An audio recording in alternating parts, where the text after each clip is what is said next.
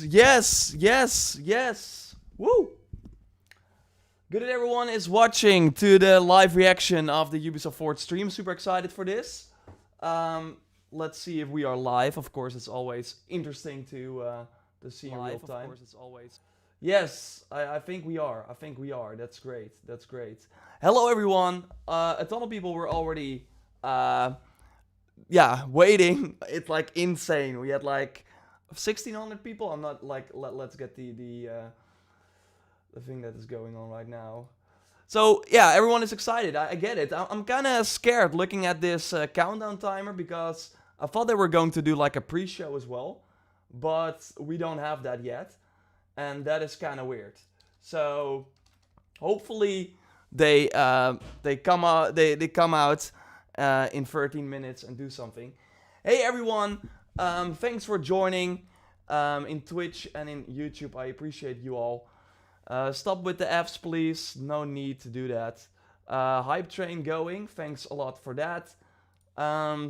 So, yeah, finally, after how long has it been? Like 2 months or something without any gameplay. Now we're finally getting it. I gotta be honest, I of course already played the game. I already know a lot about what's going to happen. Saw Far Cry 5 or 6. Damn it. Gotta get used to that. Yeah, Far Cry 6 already actually a presentation, and I got a cool video going up immediately after the show and way more other content. But now we're waiting for Ubisoft to kind of start, and the hype is real. Make yourself bigger, yeah, we're doing that now. Hey! Oh, yeah, now people are following. Let's change that a bit too. Let's see the follow. How is everyone doing? What are you guys most excited about? Type one name in the chat that you're most excited to see. We're gonna do it like this. I will of course like make myself smaller when the time is there. Just so you know, you're awesome. Thanks, Delta. I really appreciate that. And thanks, everyone, for the hype train that is going now on Twitch. That's insane. Valhalla, Legion, Far Cry 6. Odin is with us. Let's hope so. Last time during Xbox, we were also yelling Odin is with us. And then we got that teaser trailer. So Odin kind of let us down. But maybe he was not really with us then. Thanks, everyone, for subbing, for following. Yeah, if you're watching on YouTube, you might want to switch over to Twitch, because there are Twitch drops enabled. And yeah, that's one of the items. I actually made a video about this already. So that is super exciting. I also have like in the chat on Twitch, I have like a link where you can enable those drops. So overall, what we should expect, let's go over the things. First up, there's a pre-show that should start in 11 minutes. Again, if we go to 95 after this, then I'm like, did Ubisoft like kind of cheat? Like, did they like lie to us about a pre-show that is not going to happen? We will wait and see. Pre-show should be like small things. Ghost Recon Breakpoint, the AI teammates that should have been there at launch are now finally coming. They announced it actually last year during E3, so it took them 1 year to get that into the game. And apart from that, like, I think we will also see games that we saw last year. Gods and Monsters, the Ubisoft, like, the Odyssey team game, obviously is not coming. We already discussed that in the video. So that will not be coming. But apart from that, we can expect, the 3 big games that everyone is now yelling in the chat. So that is awesome.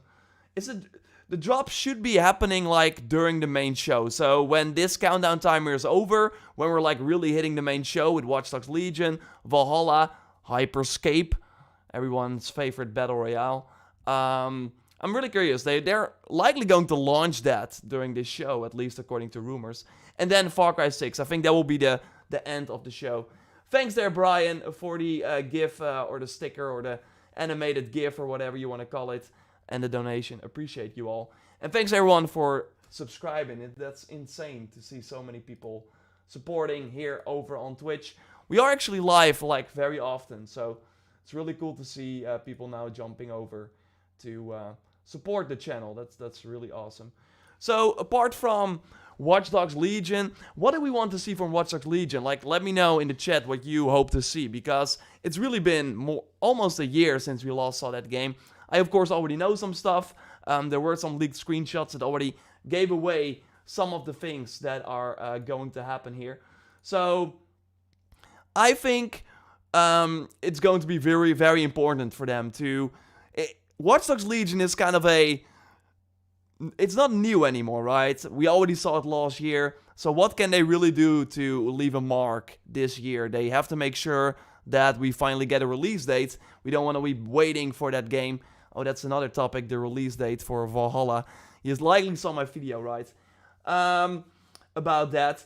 So, man, the hype train is on a 490%. That's insane. Thanks a lot, everyone. The sport is insane. Oh, yay! Hey, Ubisoft, what are you doing? Good morning, good afternoon, good evening, folks, and welcome to the show. It's a big day for Ubisoft here, and we are super excited you've joined us to see what we have to share. My name is Chris Waters. I'll be your host for this first little bit here as we play some Trackmania, get into the competition and creativity of Ubisoft's latest release. So before I introduce my competitors below, so this is they're gonna talk a little bit. Let's put that a little down. Like Trackmania, it's fun and all. All that this game has to offer at 11:30 a.m. So let me know if you still hear it a little bit. So yeah, the pre-show is going to happen. Oh, we gotta line up now.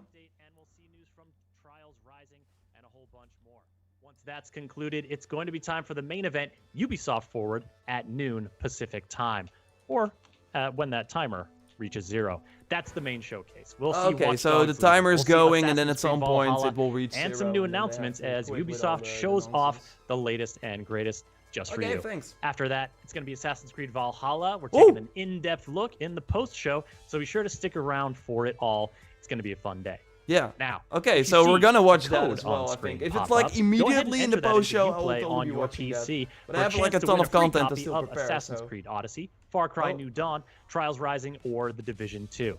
And without further ado, it's time to introduce the racers below. We're getting warmed up. Belinda Garcia, welcome to the show. Okay, I'm just gonna like mute that, I think, for now. So then nobody hears it with just seeing some Trackmania. Let's talk. Love your videos. Hyped for Valhalla and Legion. Thanks. We also have Mojo. You're my man. How are you doing? Looking forward for your impressions for Legion and Valhalla. Hope you're doing well. So my Legion impressions will be almost like going live immediately after the Ubisoft Forward event. I played 6 hours of that game. And the Valhalla impressions will go live a little later. I still got some other gameplay videos for Valhalla that will be very cool to see. Going up first, and the Far Cry 6 video will also be, that will actually be the first video that goes live. I kind of want to not publish everything at the same time, and to be fair, I still need to edit the Valhalla video, so I will be doing that after the stream. Yeah, this is like the pre-show, but they're starting a little earlier. Of course, Trackmania, I think, just launched, so yeah, they're looking at that. Yeah, and thanks for everyone who keeps subscribing. If I'm like going to like shout out everyone, I think we're here whole stream. So I'm just gonna say to everyone who subscribed there on Twitch, thanks a lot for that. It really helps the channel out. What is taking so long? So I decided to watch the pre-show as well with you instead of like going immediately live at the main show, because then also people for the Twitch jobs have some time to come in. Dying to play Valhalla. Thanks for everything, hey Ryan. I totally get it, and thanks for the donation there. We also got Revenge. Hey, how do drops work? Yeah, it's on Twitch. So if you are on YouTube, you want to head over to Twitch and get those drops there. Let I check. Yeah, here. Like this. Head over to Twitch, and when you are on Twitch, I got like a message for you there as well. So yeah, it will likely be an hour of Trackmania and some other announcements. We're gonna watch those other announcements as well. I saw Far Cry New Dawn or something as well. That should be interesting. Maybe they're doing like a sort of promotion for 6. I'm not really a Trackmania fan though. But we can talk about some other things, like the release date for Valhalla. I'm not sure if you saw it. Let me know in the chat if you saw that leaked release date or actually watched my video yesterday. Because that's interesting, right? November 17th. Yeah, you're right there. It's called yeah. Yeah, I'm watching both. Oh, you were watching Twitch and YouTube. Well, why not? November 19th is Cyberpunk, and Valhalla is going to be November 17th, according to the leaked release date. It was like really put in the Instagram post. So, yeah, a lot of people on Reddit were like, I hope this is like an older placeholder. I'm not sure. We will see during the stream. I'm curious where Watch Dogs Legion falls into this as well, because we, of course, talked about it before, how Watch Dogs Legion, like rumors were suggesting that would debut alongside next-gen consoles, so we're likely going for that mid-November spot, but you don't want that near Cyberpunk. And with Valhalla, I guess Ubisoft is going to just do it and see how it goes. So there will be buying a new console with Valhalla and Cyberpunk, at least for me, and Spider-Man, and man, there are way too many games coming out at the end of this year. Far Cry 6 is actually, I think, the first 2021-like game with an official date, or correct me if I'm wrong. Thanks, Follow Gun, for giving away those emotes to everyone. We have drops. Does it say anything? The drop should be here. Yeah, insane end of 2020, that's for sure. Do you think we could get a surprise Prince of Persia reveal and with a complete game resign like God of War? Johnson, thanks for the donation. I don't think so. I don't think we should expect that big. Like, they did like make the Prince of Persia Twitter account. We discussed that. There were rumors before about Prince of Persia like having some sort of reveal. But I think if they are going to do it, it will not be what you just described. It will not be this God of War re-release type of thing, or like a reboot or something. I don't like Ubisoft just doesn't make games like that. They make open world games or competitive games like this and shooters. So I don't think we will see like that big budget Prince of Persia. But if we see it, it will likely be some sort of collection or maybe a tie-in with another game. I mean, Prince, of course, like he showed up in For Honor earlier this year, so that already sparked some rumors. But overall, I think, yeah, we should not expect. Let's not expect Prince of Persia, and then like be surprised. I mean, so far we know about like one big surprise that was supposed to be here, Far Cry 6. So that got leaked. The release date for Valhalla got leaked. Valhalla gameplay and stuff like that, of course, got leaked. But yeah, Watch Dogs got screenshots leaked. We still don't know the release date, and like, yeah, what has really changed? So I still think they got some surprises here and there, depending on how long they spent on each game. I think Roller Champions is likely going to be back. That Rocket League style sports game from Ubisoft. I totally think they will show that again. And yeah, that is kind of my my rundown so far. You play code for Odyssey. Whoa. Did you see that? That went fast. That went fast. Thanks, War Hunter, for subscribing there. We got another donation from Daddy. Thanks, Daddy Reaper. Ryan, I already had your one there. When is the main show? The main show is in an hour, as you see with the countdown timer. So I'm not sure how long they're gonna play like this this Trackmania business. I don't know. I was like I was like, are we going to start at the main show immediately or with the pre-show already? Maybe I made the wrong decision to already do the pre-show, but yeah, let's have some fun. Let's stick around for now. What's the code for Watch Dogs 2? Yeah, Watch Dogs 2 is a part of the Twitch drops, but I'm not sure if it's like, if you can also get it by just going to Uplay during the show. I think that was also part of the promotion. What is this person doing? Riding against the wall. Are these free AC Odyssey games titles? Yeah, I think so. They're like, if you have like, if you are like the first to enter these codes in Uplay, then you get the game. But there are likely, yeah, I'm not saying millions, but 100,000 people watching right now. So good luck with that. What's your prediction for post-game content for Valhalla? Polar6 asks. I think... so what is interesting about the post-game content for Valhalla is that the guy who was leading it last time, so for Origins and Odyssey, Bruno, is not here anymore. So he is like working on Beyond Good and Evil now. So that either means that they're going to shift it, that they're going to like not like change it a lot because he's not in charge anymore, or that's maybe because they already are going to, like, had the blueprint down. I mean, Odyssey was of course like an evolvement of like Origins, so I totally think it will be similar. We still don't have a lot of details, and we will likely not hear it here. I think they will save it for later on.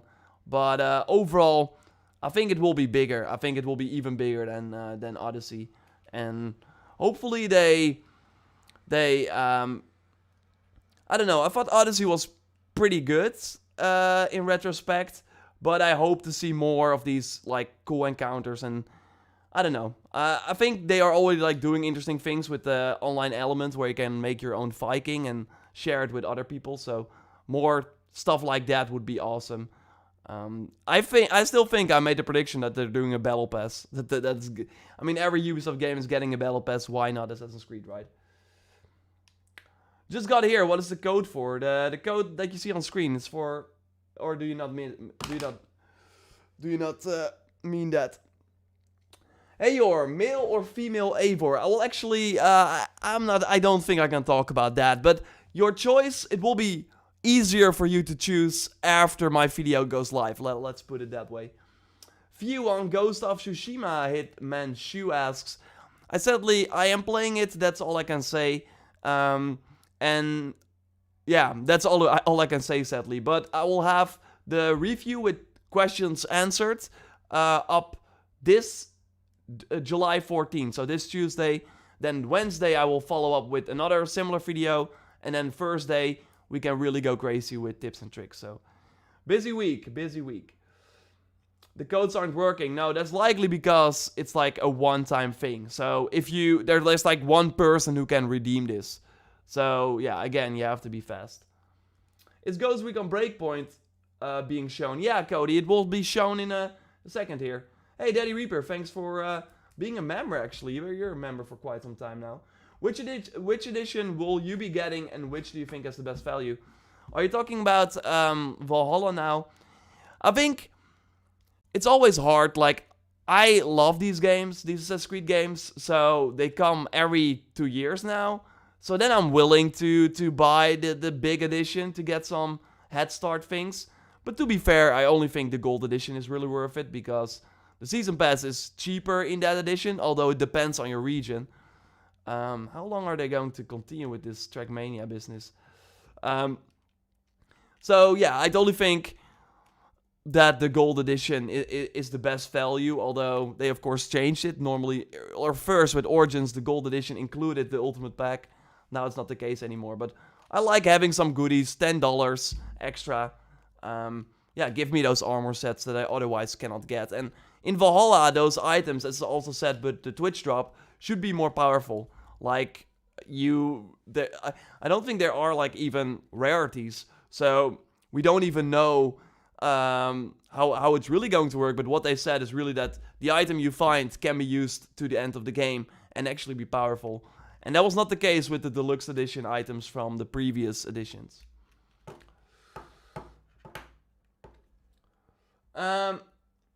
I can't get drops. That's because the show is not the drops start in 55 minutes. So during the main event. Hopefully people understand that as well.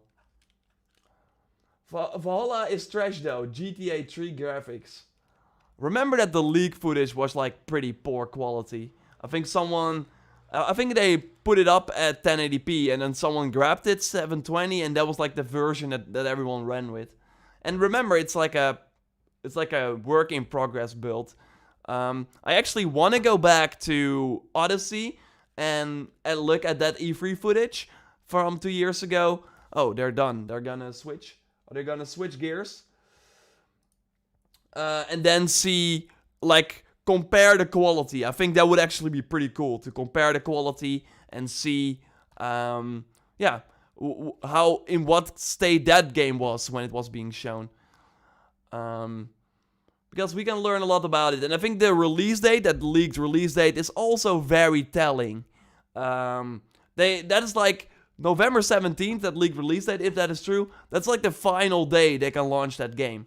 Because, like, a week after that would be Black Friday, and you're not gonna launch Black Friday, and consoles are not gonna launch Black Friday either. So they want to be at the launch of the consoles, and to do that, you need to launch, like, November 17th, November 19th that Cyberpunk chose is really the final day of the year that you can be in the launch lineup. So Ubisoft knows that. So they want to launch this year. Okay, we're pre-show, new content, Ghost Recon Breakpoint, community, gameplay highlights, and more. Okay, now. Oh, that's in 25 minutes? Are they now really just only doing Trackmania stuff? Oh my god. Let's see what they have to say, by the way. It's going to be Ubisoft Forward, the main showcase, Watch Dogs Legion, Assassin's Creed Valhalla, some new announcements, and more. Don't want to miss new that announcements. And okay. After it's over, stick around for an in-depth look at Assassin's Creed Valhalla. That's all coming up here shortly. Awesome. But now I've got Augustin De Vita, producer at Ubisoft Nadeo, yeah, the Powder creators Boy, I will of upload a Trackmania, review. Joining me to talk about... Oh, damn. Okay, so what is going to happen is that we will be looking to at Trackmania for a long time. I don't know. It's exciting, I guess. I mean, it just launched. They gotta push it, but they could have been clear about that from the beginning, because then I would have started 30 minutes later, and I could use all the extra time. But yeah, they got me. Hey, Yalu. Leuk dat je kijkt.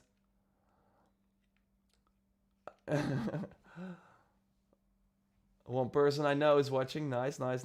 If the leaked release date is true, which game would you play first? Okay, chat, also let me know this. If the leaked release date for Valhalla is true. So, November 17th, Cyberpunk launching 2 days later. Which game are you going to buy and play first? Although, and if you buy both, then you're gonna play Valhalla first, right? Because that game launches earlier.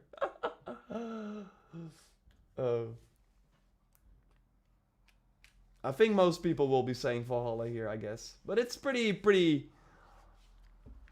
Let me see if I can, like, put out my poll. That's actually exciting. I might do a new poll, I think, after this Ubisoft Forward event. Let me see. Go to my account.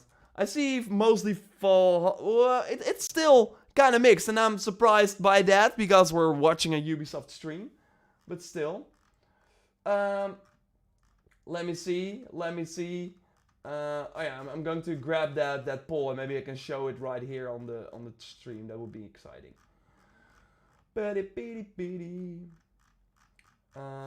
It's been a while. Oh wait, I actually tweeted about it yesterday as well. Because I asked people as well, and I actually showed this, I think, at some point in a video too. Let me see if I can, like, pull it up. Pull it up.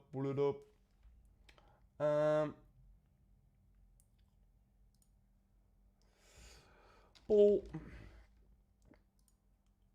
Yeah. Hey. Wee. Okay. So here we have it. Let's do it like this. If AC Valhalla and Cyberpunk released in the same week, which game would you get at launch or get both? And the score is, like, pretty interesting, right?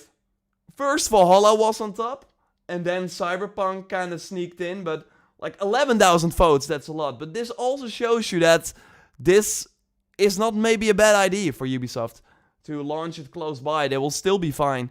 And what I also saw with Odyssey, and let me know also if you bought Odyssey at launch or if you bought it later on. Launch or later on, let me know in the chat. Because that's also, like, another thing that is interesting. I feel that a lot of people skipped on Odyssey at launch and then got it later on with Christmas or in later on. I see quite a lot. Obviously, everyone watching here, diehard fans, but I appreciate that. That's awesome. Okay.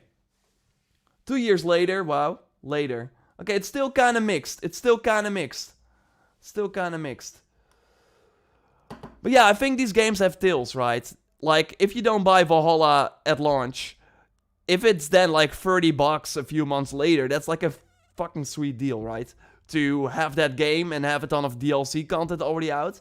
So Ubisoft will be fine in the end. And they want to get it out as a launch game. And they want to make sure that they can still launch this year so people can buy it for Christmas. And I mean, one person tweeted out to me, and we're going back to Trackmania, by the way. They're building a track now. I guess that's why it's called Trackmania. But one person said in the tweet, I never played a Cyberpunk game before, so I'm picking Assassin's Creed. Like,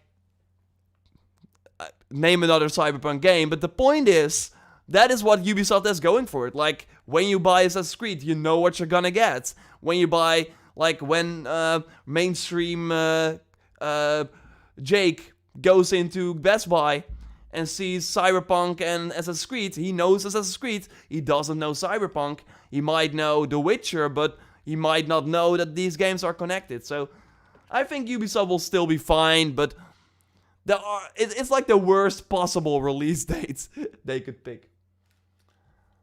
Oh, wow. What is up?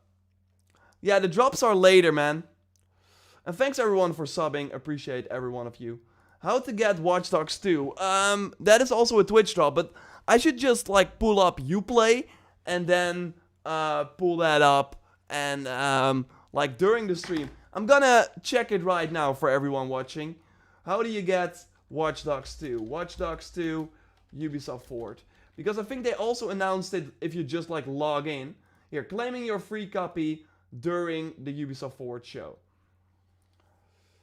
I think you don't even have to watch on Twitch. Although I would argue, go to Twitch. Because if you want that item for Valhalla, you have to do it. And if you're watching on Twitch, you haven't enabled the drops. There's a link now in the chat.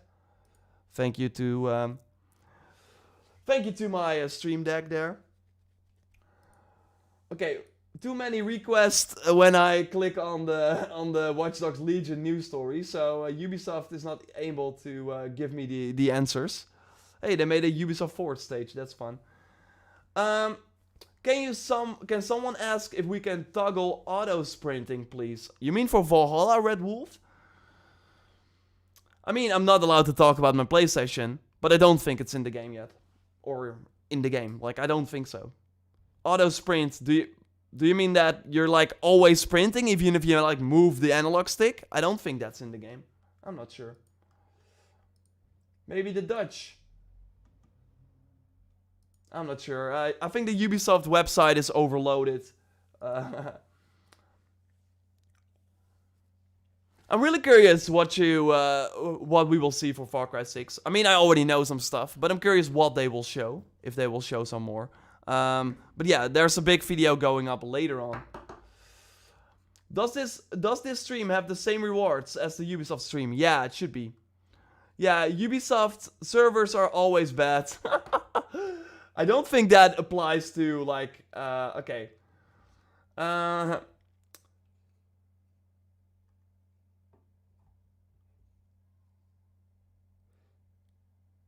Okay.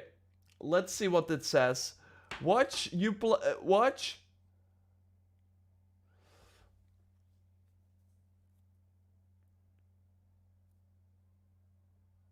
Oh, cool.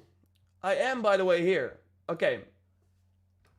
Okay, I'm gonna pull up another one. Another one. Yeah, this one. Oh. No, that's the wrong one. Because there is my name that I have drops, so then we can confirm it. Should be this one. Okay. So here, how do I redeem my free copy of Watch Dogs 2 during Ubisoft Forward? Watch for Ubisoft Forward on July 12th, 2020 from 2030 to, so like, pretty long. And claim Watch Dogs. You can find the event. Okay, so you have to have Twitch drops. And there I am. Hello. Hello. Nice to Play. I'm not sure who that is. Twitch Gaming. So these channels are also live. But here I am. So some people were like, do you have Twitch drops? It's not on the Ubisoft website. Well, that is because it was on the Dutch website. Because I'm Dutch, but we are of course streaming in English. If you enable via Twitch, make sure your accounts are set up for the Twitch drops. I will, this is like kind of the link again. So it is part of the, I'm sure they will talk about it as well in like 15 minutes. Because, yeah, it's part of the pre-show as well. So yeah, hopefully that clears things up. What are Twitch drops? Yeah, just enable it. I pressed the link there. Enable it. If you're on YouTube, you might want to switch over to Twitch for that. But you can also stick on YouTube. I mean, do you need those items? They are cool. At the end of the day, it's cool. It's still cool. Like, don't get me wrong, but you will still sleep at night, trust me. But yeah. Hopefully that clears some things up. But, like, don't get angry at me if the Twitch shops don't work. Although I'm sure they will work. I mean, again, I got contact with Ubisoft about it. How do I get V-Bucks? Wrong stream, mate. Wrong stream. I'm not sure if Hyperscape has Twitch drops. But, yeah. Let me actually ask something.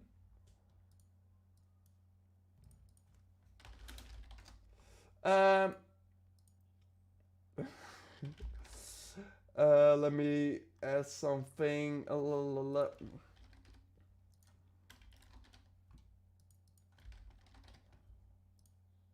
I still feel baited, by the way, about the whole Trackmania thing. They now force us to watch this. While they said, hey, watch the pre-show, it goes recon and stuff like that.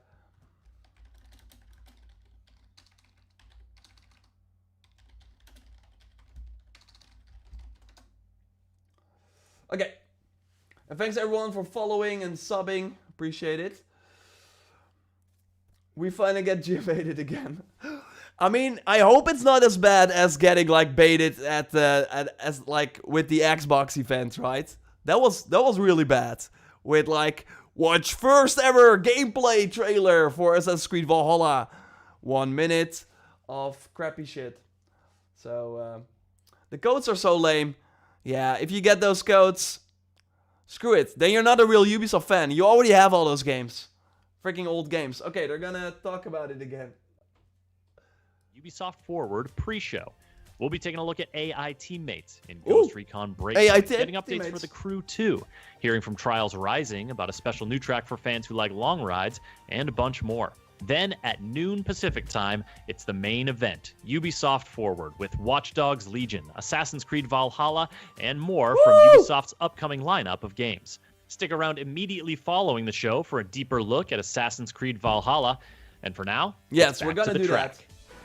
I'm Joining gonna, me like, now immediately is Omar like, Ben Abdallah, live do that as producer well. at So, Ubisoft Nadeo, to talk about all all the the ways. Talking again. So that is exciting, right? Even if we don't get a cool trailer or whatever, I'm sure they will have a cool trailer or whatever. We still have that gameplay deep dive. So totally after the show, in 40 minutes the show starts. Then it will last 45 minutes. And then likely 15 minutes or so gameplay deep dive for Valhalla. I'm down for that. I'm down for that. All codes are fake. I don't know. They're not fake. They're just for one use. So, yeah. You likely, you have to be real fast. New Watch Dogs trailer with release date. Is that out now, Avenged? Or do you think that's coming? When the drops come, do we have to reload Twitch? I don't think so. Oh man, I hope the drops work, because you have to watch 40 minutes to get the Assassin's Creed Valhalla item. I'm gonna pull up those items again. So I hope it better work, right? It better work, damn it.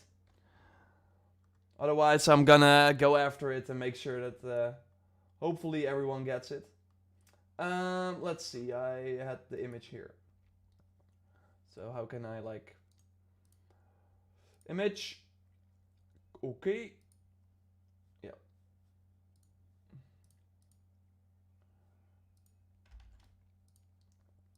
I'm gonna pull it up again so you know what the rewards are. Actually, I like the... There we go. Oh, there it is. I like the Ubisoft, like... the Watch Dogs Legion thing as well. So again, 40 minutes. You have to watch 40 minutes for the item. That's like the whole show. So if you're sitting right here, if you're waiting for 40 minutes, then you should be good to go. Again, if you're watching on YouTube, you have to be on Twitch. And if you're watching on Twitch, make sure you have those drops enabled via the link that I now share here. Eivor versus Ragnar Lodbrok. Eivor wins because Ragnar is already dead by the time the game starts. I just joined. What did I miss? Trackmania. Freaking Trackmania. I should like change my category to Trackmania, because that's all we get. Praat Nederlands. No, there you go, Stefan. Fallout is Bethesda, not Ubisoft. No. And I'm happy about that. Let's put it that way. How Bethesda has been treating Fallout is not really nice of them. When does the stream start? There's a countdown timer on the top left. I think you notice it. That's when the stream starts. But we will have some more exciting news in 8 minutes. So we will be watching that. Any Hyperspace console news? I'm sure they will talk about it. Like Hyperspace, of course, the new Ubisoft Battle Royale game. They launched it in like early sort of alpha, beta. So I'm sure they will talk about it here again. But the PC version is like rumored to launch today. And then the console version should still launch this summer. So maybe we hear a date during this event as well. Nederlanders, laat je horen. Hey, we're in present of everyone. Everyone should be allowed to talk here. Drops aren't working. No, that's because the drops will start working in 37 minutes. Where is Joyce, by the way? Is she still in the chat? Because maybe Joyce can like spam that as well. That would be nice. Thank you. And where's Timon? Is Timon here? Sorry, I'm not like keeping track of everyone here. I'm just checking. People are also asking where's Dennis, and he's in the YouTube chat, should be. I'm not seeing them. Yeah, Timon here. Nice, thanks. Vlamingen, yeah, everyone is welcome here. Everyone is welcome here. But it's an English stream. Drop not working. Drop page not working. Oh, really? Is that drop page now down? Oh, man. Okay, let's go one more time over the over what we can expect during this event. So again, we already have the small things in 6 minutes from now. That should be very exciting. And then after that, or it's better than this. Let's put it that way. And then after that, we get like the big show. We have this image, as I already showed, and I would not be surprised if this was also maybe the sort of order that we get that they show the games in. So that we get Watch Dogs first. They will obviously do an intro first, and then Watch Dogs Legion around the 20 minutes mark, or maybe at the end of the 20 minutes mark. So people really watch that till the end. Then we might have some... I don't think the Division 2 is part of the main show. I think it's part of the pre-show. Or the main show. Maybe it's part of the main show. Either way, then we will likely see Division here. And then Assassin's Creed till near the end. And that section will then likely end in like 40 minutes. And then they still have 5 minutes. And I think those 5 minutes will be about Far Cry. That's kind of my prediction. And then in between that, so Watch Dogs maybe at the start. Or maybe some smaller announcements at the start. Then Watch Dogs. Then we have, some other, maybe Hyperscape there. In like between the Watch Dogs Forward jacket and the Division stuff. Then we have Rainbow Six Quarantine. I'm not sure they will show it here. That game has been very quiet. I think they would have teased something by now. Roller Champions again. I think we will see it. I made a prediction, like, not actually a prediction, but I said it's possible that we see that Avatar game that the Division Studio is working on. But I really think, because they have so many, like, big AAA games already, Watch Dogs, Assassin's Creed, Far Cry 6, I don't think they will, like, shoehorn in another game, right? We know Gods and Monsters not there, so yeah, I think we kind of know. I'm not expecting a big surprise, although a Prince of Persia thing would of course be awesome, but yeah, that's kind of the rumor. I'm not sure if that will be there. I'm not going to be here saying that I expect it, because then we will be let down. I'm just expecting Far Cry 6, Valhalla gameplay, and Watch Dogs Legion release date gameplay and stuff like that. And if that's the show, I'm fine with it, but I would then not be like blown away or something. If they go the extra mile and add some other things, then that might change. But so far, I'm like, if I already see those games, I'm gonna have a good night. And then again, the show then only starts, because then on my channel, we will have a ton of videos. Like Joyce, Tom, Dennis have all been working hard to make sure that we prepare a ton of awesome content. So yeah, there's a lot waiting for you. There are actually 5 videos on private that I can push, and I can't do that right now, but later on. And then yeah, you have awesome content. So with Valhalla gameplay, with Watch Dogs Legion gameplay, with Far Cry 6 gameplay, or not gameplay, maybe. I should not talk more about it. Who is Tom? Tom is an editor who works on the Sunday video. So if you watch the channel like every day, then you notice that on Sunday the videos are a little edited, a little different. So he's like in charge of the Sunday content, and he did the Far Cry 6 video. So the Far Cry 6 video you will see after the stream is edited by him. And yeah. Then, after the show, we will have the gameplay deep dive. We will live react to that. Then after that, I will go offline from the stream and make sure that all the other content is coming your way, including my impressions, my hands-on impressions of Valhalla. Already had the audio ready, just have to edit the video. So, I'll be pushing everything live, and then likely like 3 hours after the show, you will have my in-depth impressions.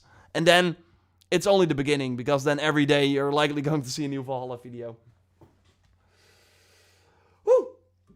Do you play Ghost of Tsushima like a samurai or a ghost? I will talk about Ghost of Tsushima on July 14th. So really, this coming week will be super exciting. It will be Valhalla gameplay, in-depth analysis of the different systems, new info and stuff like that, and Ghost of Tsushima content.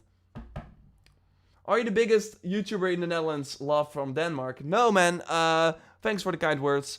No. Like, there are a lot of, like, Dutch YouTubers who only make Dutch content. There are bigger ones, for sure. But, yeah, it doesn't matter. It's not about that. The goal of the channel is really to provide you the best information for the games that I love and that you love as well. So, I think we're on the same page with many of the games. Thanks for the sub. Everyone, really appreciate it. Enzo Knoll, yeah.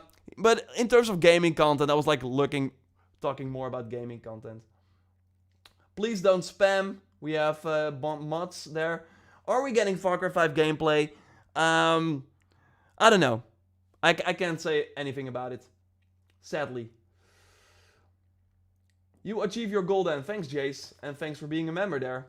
You do an awesome job at that. Thanks, Daddy. But again, like, that it's not all me anymore, and I would not have been able to bring you this much content that you're gonna see after this event without the help of the editors. And yeah, Dennis cannot be called an editor, but he's like part of the crew, and he does his own stuff. And without him, I would also not been possible to do everything that we do here. So that's awesome, and it's only gonna grow this year. It's gonna be very exciting. What was the part Assassin's Creed? Was the part Assassin's Creed Valhalla anything like the leaked demo? I don't know what you're saying. Sorry, that is not a great sentence, but just wait and see. Just wait and see. I think the leaked gameplay was the guy was not good. The player who played that leaked gameplay was pretty bad. Like skipping freaking cutscenes as well, or conversations. Like, I know you're on like this 3-hour time limit, but do you really have to like skip conversations? Are you like a kid who cannot like set straight for 2 seconds? So I always was like, what the heck? That leaked gameplay looked like someone who was out there to make the game look bad, in my opinion. All Ubisoft servers are down. You gotta be kidding me. I mean, that's a good way for everyone to go and watch the Ubisoft Forward event, I guess. That's one way to do it. Oh, we actually got more viewers on Twitch. That's insane. Thanks everyone for tuning in. We got a new member here of the channel. Really appreciate you, Simon. Thanks for becoming a JorRaptor member. There will be member exclusive content as well. Also cool. I did an Assassin's Cast episode with Jordan from It's Jordan Does, of course. We do an Assassin's Creed Valhalla podcast every week, and we recorded one where I tell about my hands-on impression. It's an hour long with a ton of info, so that will be live after the show as well, with a video going up for members exclusive. Members are always getting the video, but the audio is everywhere, like SoundCloud, iTunes, Spotify. Stein is becoming a member there too. Thanks a lot. Did you play Valhalla? Yes, for 6 hours. So I played 2 times. And there are 2 playable characters. So guess what I did? What's your opinion on Odyssey? Many people have many negative opinions. Hey, wait, we have a trailer. And hello everyone, and welcome to the Ubisoft Forward pre-show. The main event will be starting in just 30 minutes and will feature news from our unreleased games, including Watch Dogs Legion, Assassins Creed Valhalla, Scape, and more. Now to warm up, we have 30 minutes of a days from the games you're already playing, like Ghost Recon Breakpoint, Trials Rising, and The Crew 2, as well as some exclusive behind the scenes so you can get to know us a little better. So let's kickstart this pre-show with an update from Just Dance 2020. Oh no, Just Dance. I'm gonna mute this if you don't mind. Because I'm sure we will get demonetized because of this. So, welcome to... So, trust me, there is music, but it's not that exciting. Thanks, Aiden, as well, for becoming a member. Appreciate it. Again, video version. Yeah, this is like demonetization. I'm sure they will announce Just Dance 2021 as well. We got people saying, not this shit again. Well, I'm saving you. I don't even know these Black Eyed Peas. Are they back? What is this? No, I kind of knew about that, but just followed, bro. Thanks, old operator. What? They're going for AR next week. Whoa, the panda's back. Announced Just Dance 2021 already. We know it's coming. Just do it here. Okay. Win some cool swag, head over to the Just Dance website for all the details. Okay. For our next segment, we have something Did I miss the Valhalla gameplay? Don't worry about it. No. A few years ago, Ubisoft created the Ubisoft Entrepreneurs Lab and the Open Innovation Accelerator. This allowed us to create partnerships and synergies with indie studios from across the industry. And since so many industry events were canceled this year, we wanted to showcase several indie projects and teams that Ubisoft has been collaborating with over the past few years. Our first indie showcase is developer Machine and Mensch, who is working on the Curious Expedition 2. Let's hear more from the team behind the game. Hi, my name is Masha and I'm a game designer at Machine Mensch. They're highlighting some... Machine Mensch is a small and diverse indie game studio with 8 wonderful employees based here in Berlin. Our connection with Ubisoft came through a program dedicated to create ever-growing relationships with independent developers, to talk about and share expertise and knowledge. We work together in mutual respect, which we much appreciate. We're working on the Curious Expedition 2, which is... I have a video about Far Cry 6 coming after the event, so that's all I can say. But more importantly, you will be traveling to these mysterious islands, you will be interacting with unknown tribes, fight dangerous beasts, find many secrets. Thanks to our procedure technology, every time you play during the main event, so in 25 minutes. A new storyline that you shape with each of your interactions until it becomes really your own unique adventure. Hey, Official asks, does AC Valhalla deserve the hype that it's had? What's your opinion? Again, I will have my full hands-on impressions up a few hours after the Ubisoft Forward event, so stick around. Now, A while ago, Ubisoft released its very first live-action TV show on Apple TV+. Oh my god. And it's a comedy about making video games called Mythic Quest Raven's Banquet. And to keep the show authentic, Ubisoft's Redstone Studio went above and beyond by creating a playable sandbox for the game that is actually featured in the show. So now let's head behind the scenes drops. for an I think we all exclusive know that the drops will be enabled. This is the home of Like clans. spam drops Very in classy, 24 yes. minutes, please. Yes. I get it. All right, now I'm starting to understand. Right. I too keep all my awards at the front of my office. It's entirely empty. Mythic Quest, are they going to do something again? So Mythic Quest is Ubisoft's first live-action comedy. The whole show is about a team that is developing a super successful MMORPG. I still need to watch this. Has someone watched and it's this? about all the people within the game development team and their relationships and what they go through in creating one of the world's most successful games. All right. Incredible. Thank you. But are we sure that we're finished? When we heard about what was going on, we weren't really sure if we were a great fit because we always made shooters realistic. And we listened to the pitch and we were super excited about the idea. So we thought, all right, what does Ubisoft have that we could channel to fit this? You're fucking me. Quest is a great show. You're fucking me. Cool. But I'm not enjoying it. It's for the game. When we started on the project, I think we imagined we would just make video clips that would run on screens in the background or something, so it would feel like a real game studio. But once we saw Still the no script, drops, not live. I've said it multiple times. The drops happen in 22 minutes, so that's why there are no drops. Of course, making an actual game would take years. The winner of the June giveaway, I wanted to announce it at that they really needed for certain scenes. In the Sunday video, but yeah, there's no Sunday video, so I will likely announce it next week. So you can connect to But the winner already tweeted out. So that's what we ended up doing. The thing that I love most is this shovel. Exploding people's heads with this thing is straight fire. Crunch, man. We had requests to do things like make a contagious viral disease in which people bleed out of their eyeballs first, then they bleed out of their anus, then they vomit and bleed out of their anus at the same time. We set it up in such a way that you could trigger it in stages. The game they made, we didn't know what the timing was going to be. The idea here is we can hit it and control the timing of drops are only for the next time you hit it, he starts puking if you're out on blood. YouTube, and at this head point, you over would to probably Twitch, and have if you're the on camera Twitch, start enable panning that. back like this. And then Via you the can hit link the that I button put here again, in the chat. and you can see the blood ocean itself. You can is also starting like coming Google in. it. It's and so now they're all not that bleeding out of the back complicated. end as well. And then Thanks for the sub there. final is just Appreciate it. everybody exploding Anxiety, in man. bloody gore. And then this was Keith's idea. He wanted the skulls coming up and bobbing up and down in the water. So 22 minutes for the real David, show. can we actually make this quick? I've got a lot of work No, to do. sadly, that's like it's called Twitch drops. It's only releasing a disease in the game right before a global pandemic was not a great look. Today was the first time we showed trash game, and that's what I kind of like about it. audience. That's like I've never seen it with more. It looks than really 6 bad, or 7 obviously, but people it's in a part of the room. comedy. And so I wanted to make sure Wolverine, for that we becoming gave a them an member as well. opportunity to Appreciate you. hopefully recognize And that this is a Baked giant Fluff, love thanks for letter that. to them, to the industry itself.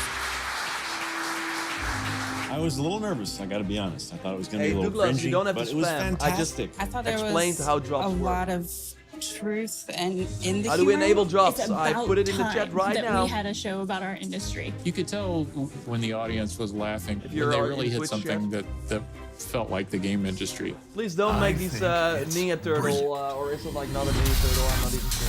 Yeah, it's already done. Thanks, Joyce. We don't need images All like right, that. so if you have not yet seen it, the first season of Mythic Quest Raven's Banquet is available right now on Apple TV+, and a full version of this making of will be coming out over the next few days. All right, now it is time to fasten your seatbelts and start your engines as we head out to Lyon, France to visit our team at Ubisoft Ivory Tower to get an update on The Crew 2. I won't be talking over everything in the main show, don't worry about it. Hi everyone, and welcome to The Crew 2 at Ubisoft Forward. My name's James Reese, I'm a community developer here at Ivory Tower, and I'll be your host for this quick glimpse into all the exciting things we have going on over the next few weeks. It's been 2 years already since launch, with 6 major updates and hundreds of vehicles under our belt. And our latest update, Summer in Hollywood, only went live a few days ago. Let's have a look. Curious how many people play. I know the first one had like a huge tail with like a ton of people playing it at some point, but like still picking it up. Like I think that the player base is pretty big. I'm not sure about this one. I don't see all about it. Let me know if you play The Crew 2 in the chat. if you've played it or are still playing it.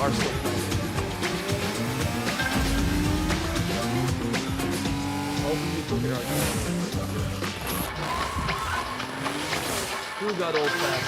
We got thumbs down. I do. Ryan, okay. I mean, they're still supporting it. We can't wait for you to get your hands on what's coming. There have been a few speed bumps along the way, but over the past 2 years, you, the community, have made the Crew 2 a motorsports playground where all players are welcome and where anything is possible. So thank you to the Crew Social, Exchange, Discord, Reddit, and all of our players. We've got a little something for you in-game to show our appreciation. It's the 67 Volkswagen Beetle. So let's see what kind of Hollywood twist you can put on it. I like it in red. That's it from me. There'll be more news dropping over summer, so keep your eyes peeled. Starting with this. Roll out. Whoa, whoa, whoa, whoa, whoa. Someone keeping track? There's a ton of content.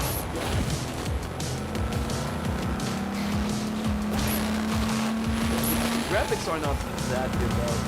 I don't know. Thanks for sharing those emotes, Raitra. Now everyone, I'm gonna ask it in 80 minutes. Like, prepare those hype emotes.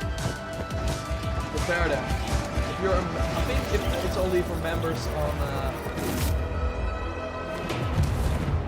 on YouTube. But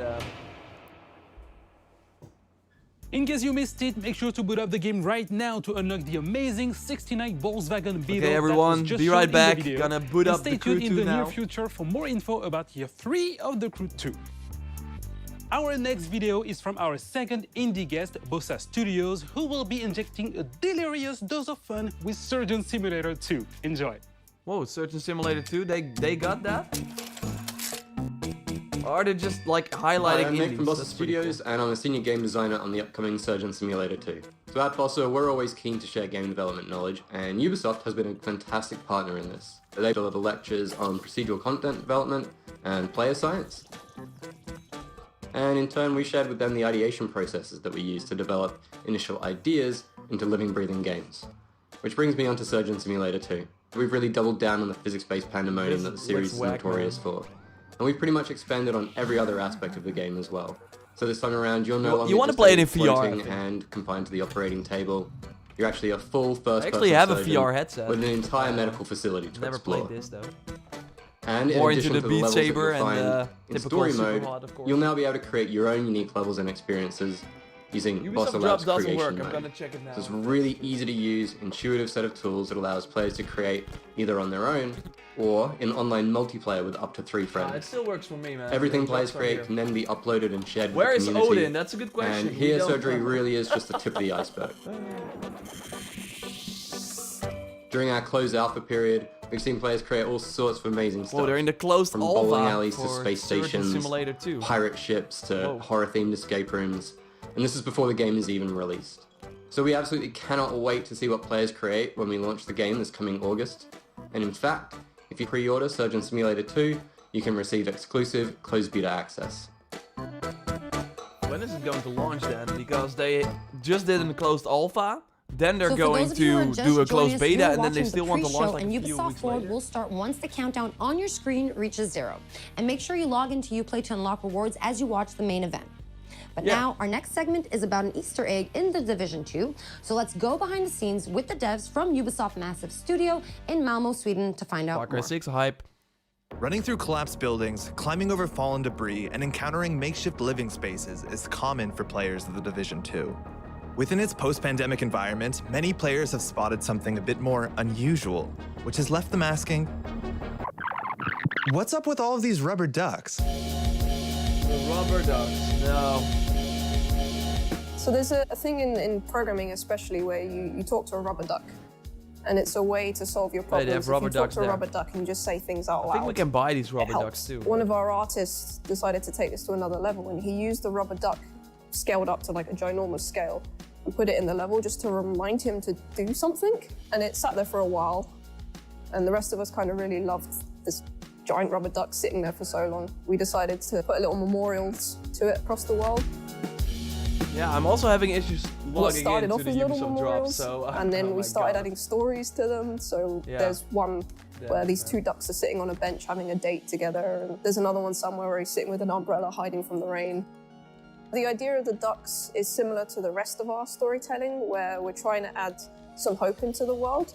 Because you're coming in as a Division agent to try and save what you can and rebuild, but you need to know there's something there to save. So having bits of happiness lets you know like it's still worth the saving for these little bits of moments. happiness, rubber ducks. One shrine in particular became a beloved fan favorite, showing up multiple times across YouTube and Reddit. So, Karen, how was your day? Well, Luke, it's been productive. So the origin story of productive, one of our level designers made an amazing pun one day, and we decided to make a graffiti out of it and put it in the game, and it became like a duck shrine, and players started finding it and wondering where it came from. We've been finding these rubber duckies all over the map. It says here on the wall in graffiti, productive, and there's a large rubber ducky, bigger than all the other ones we've found, and he's got bottles of booze all around him. Not only that, but he has a couple soldier duckies guarding a parrot in a cage. But there's more just like this in the Division 2. What's really great about our community is they come together. They find a common thing that they want to develop or find or get unlocked, and they just put time and effort into it. We don't put them in easy to find places. So that means players are genuinely, hopefully enjoying just exploring the environment and finding all these little Easter eggs we've hidden around, and also not the Easter eggs. Yeah, we are just the hyped for main Watch part Dogs the game, Legion, all of the course. storytelling we put into it. I actually, not stole this, I got this last year at E3. I don't know exactly how many there are. Pretty cool, right? But they haven't found all of the ducks yet. That's really the signature. Encouraged by the community's the response to the ducks, moss. developers recently hid another secret in the game and made it the focal point of an all-new community challenge. We actually put Tommy the Teddy Bear into the game. So Tommy the Teddy Bear is a trauma teddy mentioned in a lot of lore, but the bear itself actually was not in the game. With episode 3, we put a bunch of them into the world, actually opened up an Easter egg hunt for him specifically. They better give the items to everyone. It's a nice little that would be nice. exciting moment when you kind of open Reddit and you see someone's found the thing that you kind of just snuck in under the radar and no one really knows about it.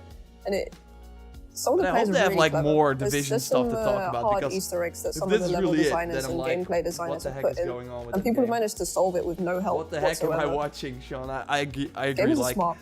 let's just say 12 more minutes. So now that you know, be on the lookout for both the ducks and teddy bears next time you boot up the Division 2. We now have our final indie guest, Thunder Lotus Games, who were the 2017 winner of the indie series that took place in Montreal. So let's find out more about the beautiful coziness of Spiritfarer in this next video. Oh. Hey everybody, Yo, man. I'm Rodrigue, marketeer at Thunder Lotus. We're an indie studio based out of Montreal, Canada, and makers of the games Jotun, Sundered, and our new game Spiritfarer, which is due out later this year.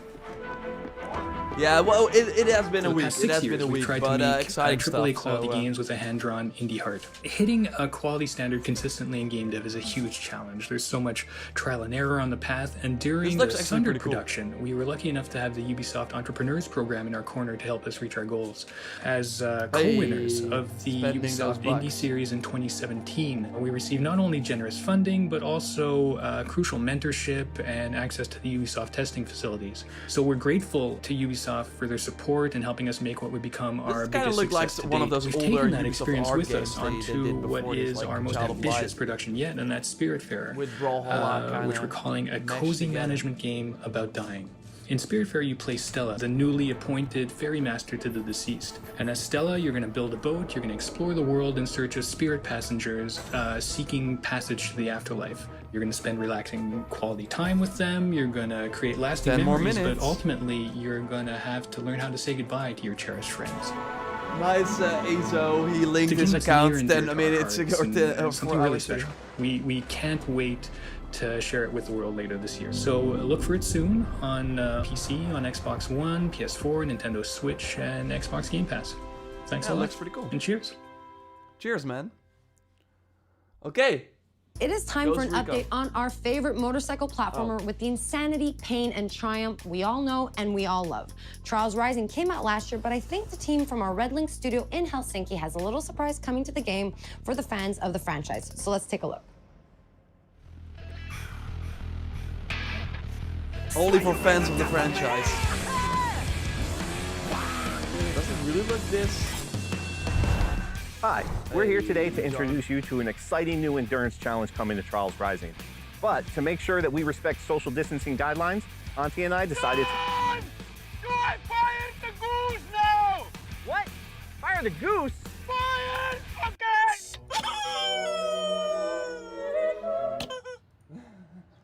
Okay. Ladies and gentlemen, welcome back to the Gigatrack. I just heard from Ubisoft that the drops in Uplay is likely like overloaded at the moment and they're working on it. So I gotta say, like, keep trying. Far still from a got remake 9 of the minutes. classic track from Trials Evolution, Oh, damn. this is an all-new journey across the world of Trials Rising, in by far the longest track that we've ever put in a trial. Did you tell him it's the longest track ever? Yeah, I'm telling Well, why are they yelling to each other? I mean, he By does far have like longest track the we've ever social put in a distancing, Trials right? game. Yeah. The Gigatrack will take you across many different environments. I won't do from the a iconic... Ghost of Tsushima playthrough. I will focus on tips and tricks. And do review questions on Tuesday and on Wednesday. Maybe you want to tell them. The Gigatrack is like life. It starts and it ends and it's long. Depends how you enjoy it. And also one secret thing. 4 tells the answer to 1. Prepare for the ultimate test of Trials Whoa, endurance. you can be serious Gigatrack too, releases this Thursday, July 16th, for the low price of... Did you tell them it's free? You heard that right, riders. Gigatrack will be available for free to all Trials Rising players when it releases I mean, this why Thursday. not? It's Trials. Let's get crazy, guys. You heard that right, the Gigatrack is coming to the game and it will be the longest, most insane track in Trials history and it will be free for all Trials Rising players. Now for our last game update, the Ghost Recon Breakpoint Ghost team Recon is ready to Breakpoint share AI some details teammates, on their let's upcoming go. updates. AI teammates Yeah, are coming to the potato game. graphics, yeah, Let's this have a didn't look look at the good, trailer. right? Okay, let's roll the trailer. Ghost Recon Breakpoint. The time has come. Hey. AI teammates are back in Ghost Recon Breakpoint. Tech. And for all solo players, they're gonna be a game changer. Available at any point after you have reached Erewhon for the first time, Fury, Fix-It, and Vasily can be activated or dismissed at will. And from the beginning, you will be able to fully customize them. This customization includes all of the physical attributes, as well as gear, equipment, or even that's full pretty cool. costumes. Your teammates can be tweaked just as much as your main character. Just like Nomad, your teammates will adapt and react to the world of Aroa and its environments, and they will always follow your own behavior. If you decide to go stealth, they will equip silencers and crouch, or go prone when possible. But if you decide to go loud and open fire, they will stick by your side. When deployed, you can issue different orders to your teammates through the order wheel. There are 4 different orders you can give to your teammates.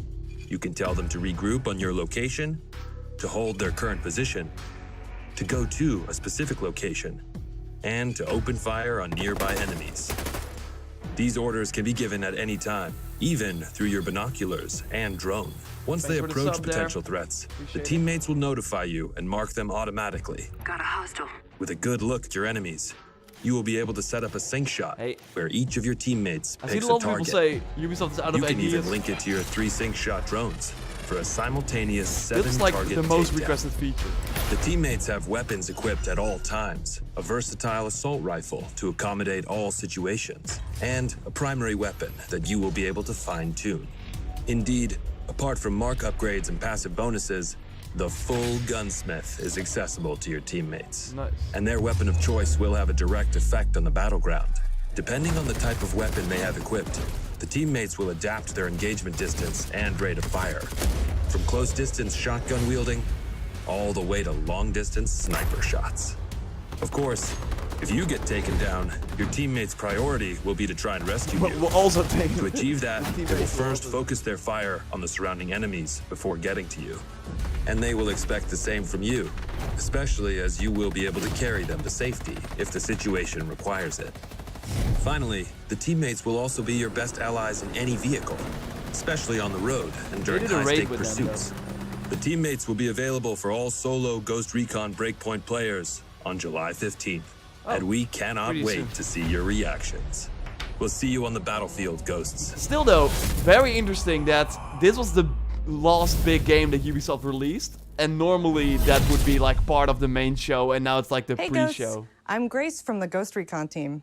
As you've just seen, the AI teammates are finally landing in Ghost Recon Breakpoint with our next major update on July 15th. Alongside the AI teammates, this update comes with a ton of new content, including a gunsmith upgrade, new PvP content, quality of life updates, and more. You will be able to try it all during our next free weekend from July 16th to July 20th. But that's not all. We've got one last thing to show you. Enjoy, and we'll see you on Aroa, Ghosts. Raid 2. Second raid. To anyone listening, this is Haruhi Ito speaking for the Outcasts.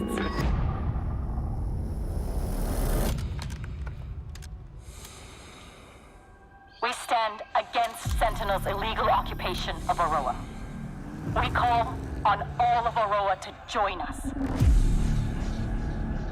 Separated, Sentinel wins. But united, we cannot be defeated.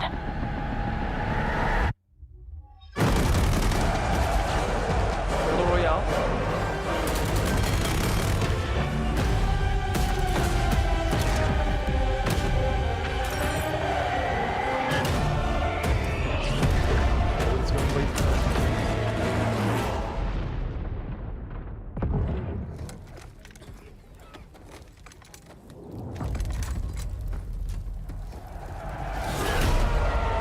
Resistance live event. But what is it? I don't know anything about it. And now our very final video for this pre-show is another episode of our wow moments comparing the craziest and coolest clips from you, our players. The better show me getting the Hades Lieutenant. Kidding. Odin is with us in 2 minutes, 2:50. Anyone else want to try to do better than that? Let's see if the Ubisoft Drops website is on. So if you're watching... oh, we got a Far Cry 5 event. Got the thing! Nice shot. Thanks for the sub there, dog.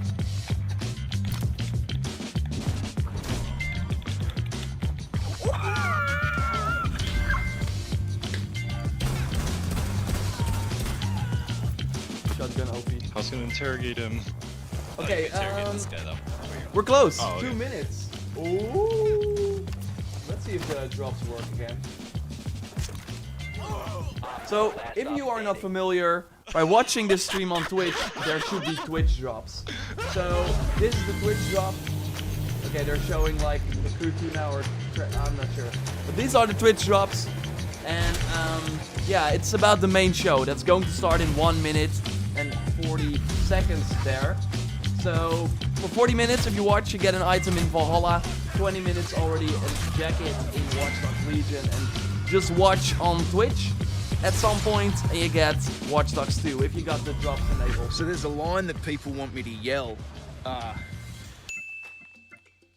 So I'm curious but I can't usually do it because I'll freak out my neighbours. But as you can see, I'm at the Crashing Ocean Beach, and there's no one too close. So, reloading! Fuck! Someone saw me. I gotta go.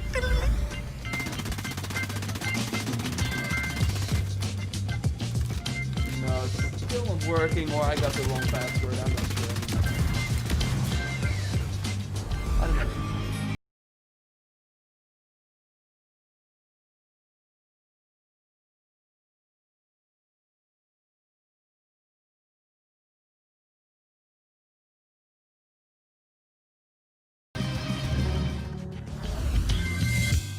Submit your clips to wowmoments.ubisoft.com. Okay, getting a hype in the chat. If you also have amazing gameplay segments you captured from our games, spread the joy and submit them on the link displayed on your screen right now. All right, guys, it is time for us to wrap up this pre-show. Don't forget to stay tuned for our post-show featuring a deep dive into the world of Assassin's Creed Valhalla. Yes, we're gonna watch Thanks a lot for watching this pre-show and enjoy Ubisoft Forward. 10, 9, 8, 7, 6, 5. Dennis, can you put up the tweet? Oh, we're immediately going into a trailer. This is Ubisoft. This is Ubisoft Forward. Hey, Origins. Explore our worlds. Gods and monsters. See the game. Far Cry Roller Champions. Join us.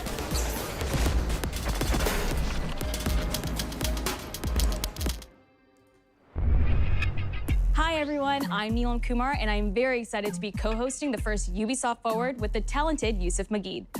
Yeah. Today's show is all about getting up close and in-depth with all the exciting games we have in production here at Ubisoft. I'm Yusuf, but there's no time to waste. So let's head straight for the streets of futuristic London and see what the hackers of DedSec are getting into. Nice, immediately starting with Watch Dogs Legion, let's do it. The illegal paintings spreading subversive and hostile messaging over the last few weeks across London are not the work of several people as was originally believed, but the work of an individual. The criminal suspected to have links with the terrorist group DedSec is marked as potentially dangerous.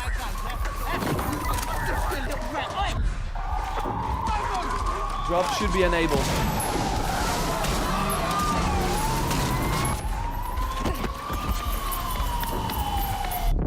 Authorities recommend not to approach the individual. First, they came for the foreigners, and I did not speak out because I was not a foreigner.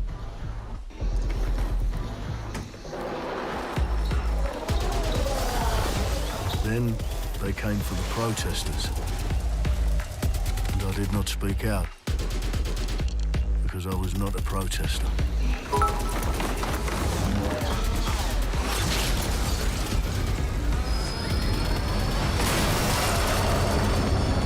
Then they came for the journalists, and I did not speak out because I was not a journalist.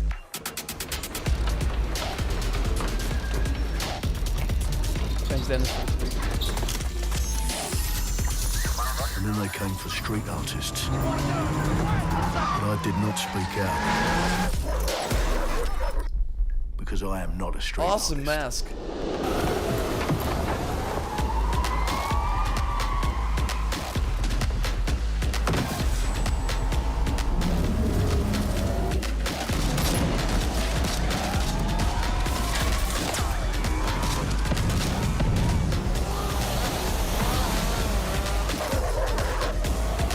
What a crazy trailer, man.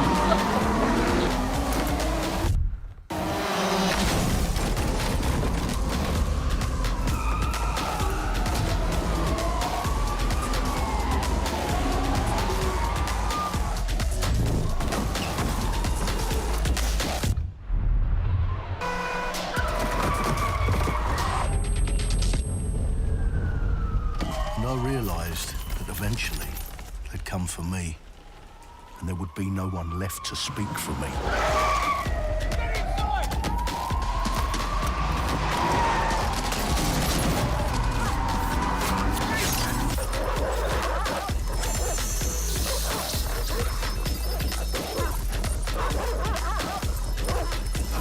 I'm not sure, man, about the music. Right! Oh!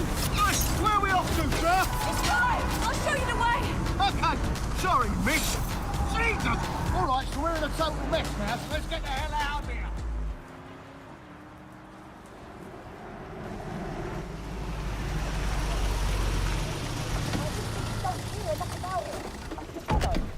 And there's nothing more debilitating than that. Right. This way, not to be able to do what you're passionate about.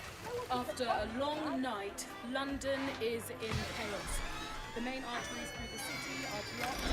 Hundreds of heavily armed Albion... Well, well, well. Welcome to the Resistance. Here's a welcome gift for our new members. But the disappearance of the criminal... You could have told me it was a bloody costume party. Oh, wow. Hey! The key suspect has been identified. I have that one as well. Ford, a 43-year-old London taxi driver. He has no criminal record, but is currently believed to be a terrorist. People have been asked not to approach him. The authorities advise all residents...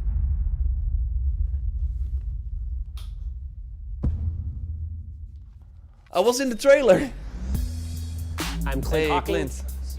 Clint has been a longtime creative force here at Ubisoft, and now he's bringing this vision to Watch Dogs Legion.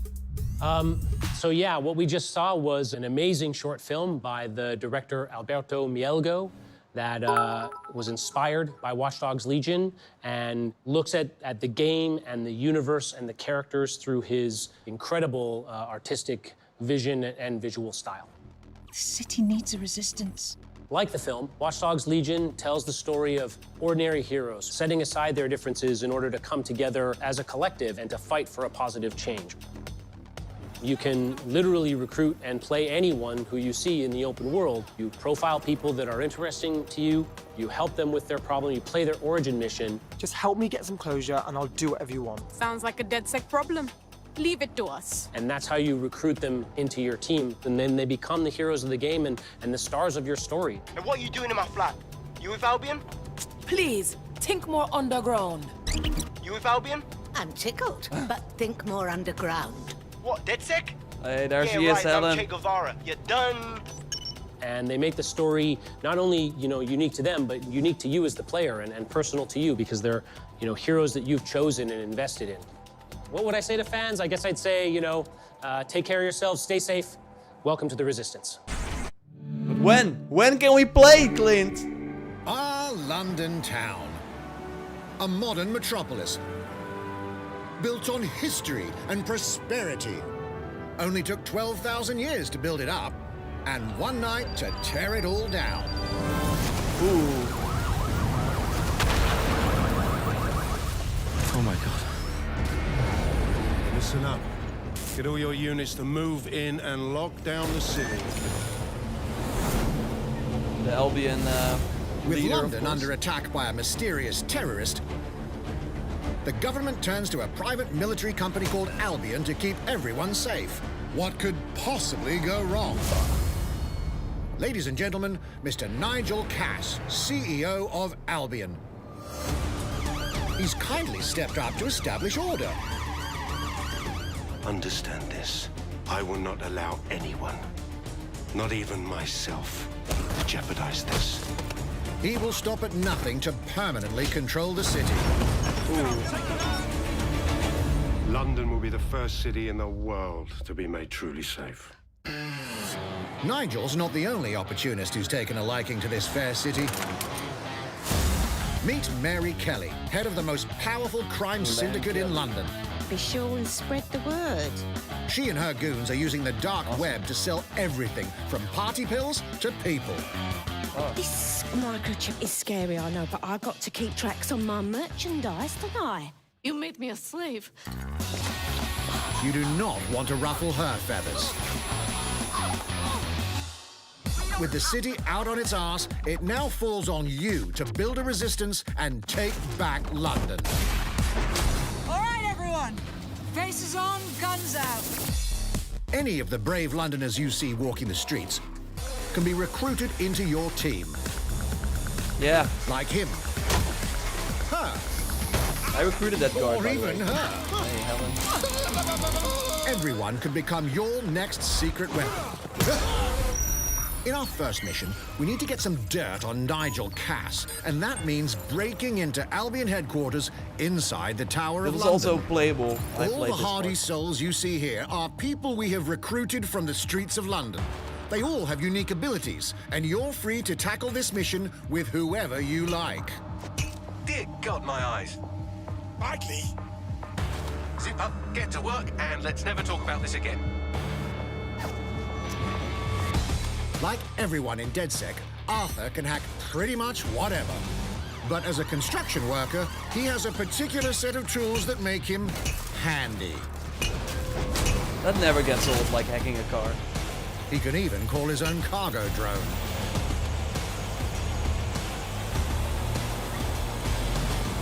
Perfect for gate crashing, when you're not invited. And who needs a regular old gun when you have a bloody nail gun? Come here, you soidoid shitboy.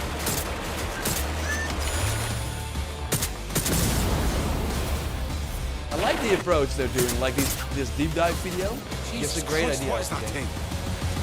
Perhaps we could approach this mission differently. If you'd rather keep your distance, we've got you covered. Amy is a drone expert. What have we here? a real tech connoisseur.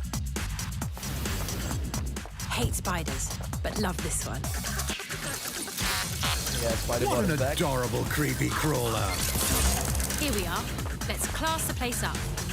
A drone expert does have the unique ability to summon their own drone. This little darling is fast and stealthy. She aims, she fires, she hits. I'm reading incoming drones.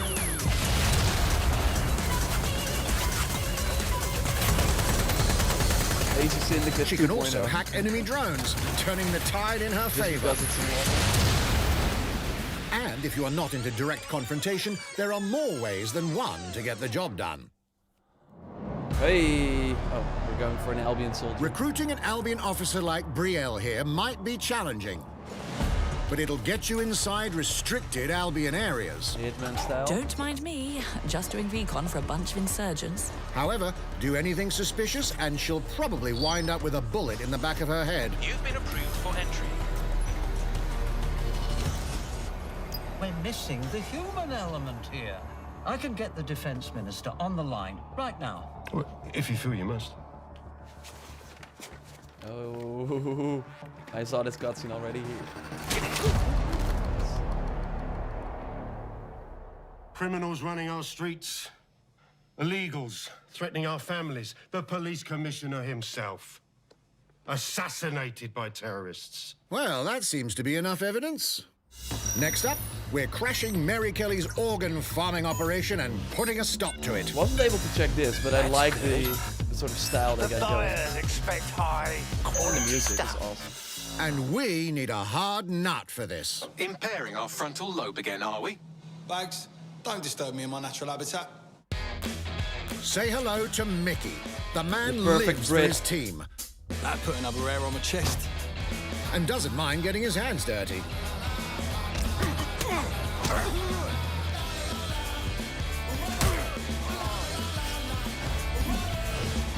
Perfect hooligan. Thanks for the sub there. He does have a slight drinking problem, though. And he's passed out. We'll come back to him. You know what? Let's go with someone a bit more professional. This music is awesome.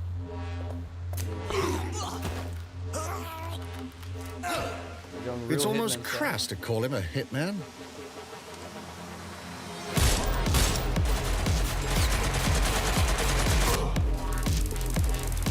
This area looks awesome.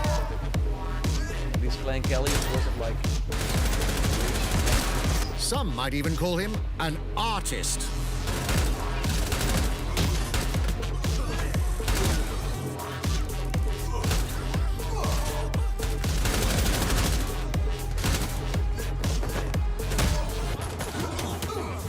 Here's the bastard responsible.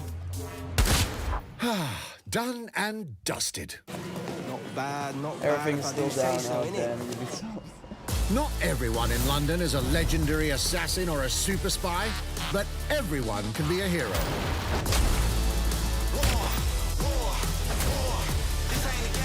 The knuckle, bare knuckle. So get out there, find the best recruits, and build your resistance.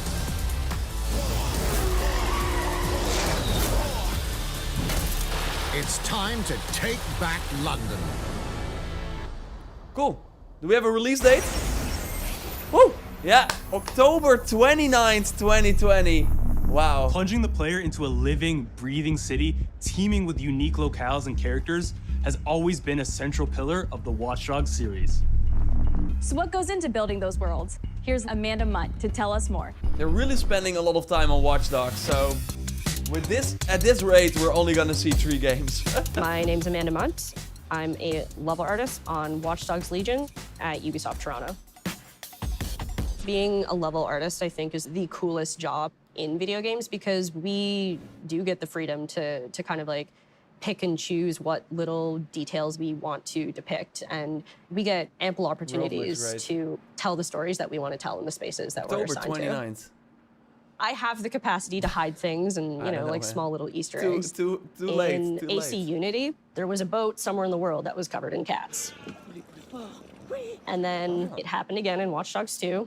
And there may or may not be something in London that is a boat filled with cats in some capacity. Okay, let's find out. I was fortunate enough to go to E3 last year. Some of the people that I was showing our demo to were from London. So no matter where I dropped them in the city, they'd go, oh my God, this feels like Camden. This, this feels like Southwark. This feels like Westminster. When people are talking about some detail that I've put into the world and they're excited about it, like that feels so good as somebody who, builds these worlds with care. Awesome. I love it. Watch Dogs Legion, boy now. Oh, we're going... Okay, so 15 minutes in and we're going to another game. And now some news for Brawlhalla fans. In just a few weeks, you'll be able to battle it out with your favorite legends on iOS and Android devices. Whoa, we're going mobile.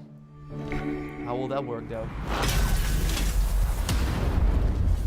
That also kind of tells you more about the Ghost Recon situation. Like that game is in the pre-show and this game is in the main show. I don't know.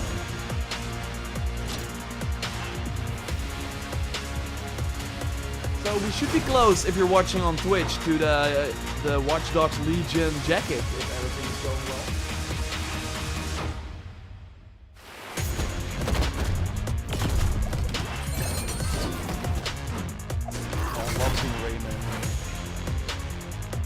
Never played this, but I do like the aesthetic and that it's basically like a Super Smash Bros. Game on other platforms. And now, whether you need a Tom Clancy action fix on the go or want to dive back into one of the most beloved fantasy franchises in gaming, we've got you covered.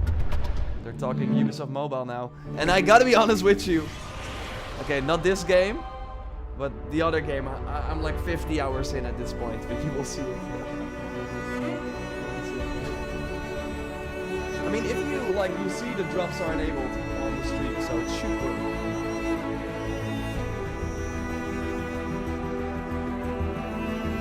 Don't know about this game, man. Doesn't look that good. Game is super fun and loaded with nostalgia. I want to see if those comments are real. I don't think so. Maybe you see your name there and you're like, wait, I never said it. So this is like the advertisement part of the show.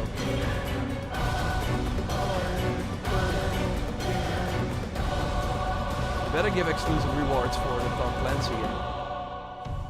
No, we're not gonna buy it. Why is that screen not infinite display? Okay, now they're talking my language. The target is being held on the ground floor. This is a new map.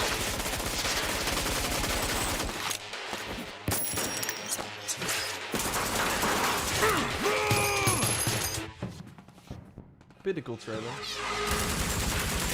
So it's like all the Tom Clancy heroes, and you're collecting them, and the collecting games, of course, very popular. I will show you in a second how much time I've played this game. It's pretty cool. Really my no-brain game for bad. Contact! Moat chain is down. Request air support. Target northeast rooftop. Roger. Inbound. Danger close. This is not actual gameplay, by the way. Now. EMP imminent. Hey. Do we see some fish?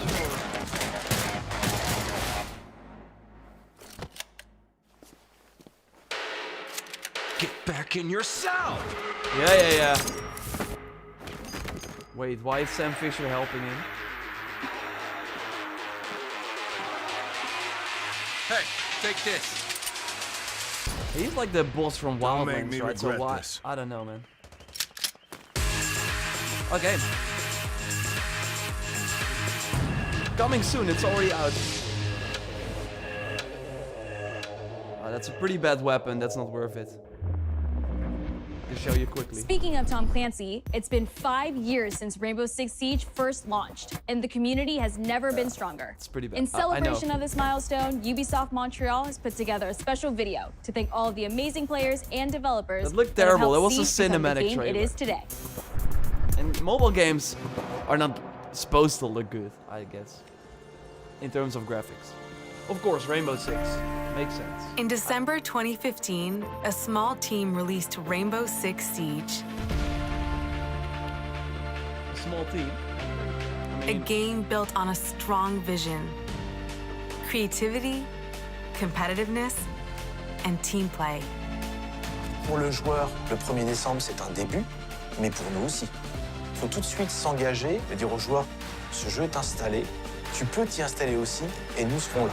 That original vision was quickly adopted by our passionate community, propelling it to a whole new level.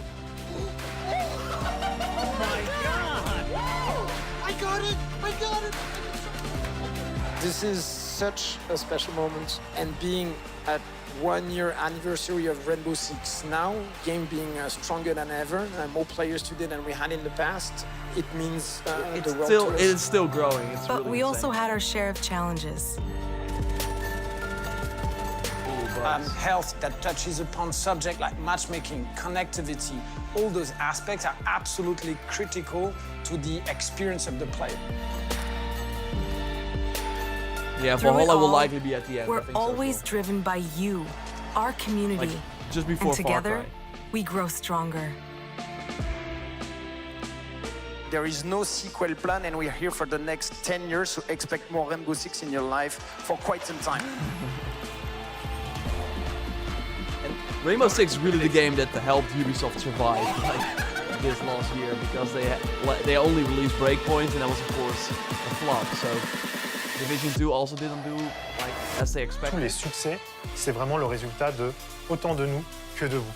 Ce jeu, il est autant le vôtre qu'il est le nôtre, nous. This is like the most important. Now Ubisoft 60 game. million players strong, we're just getting started.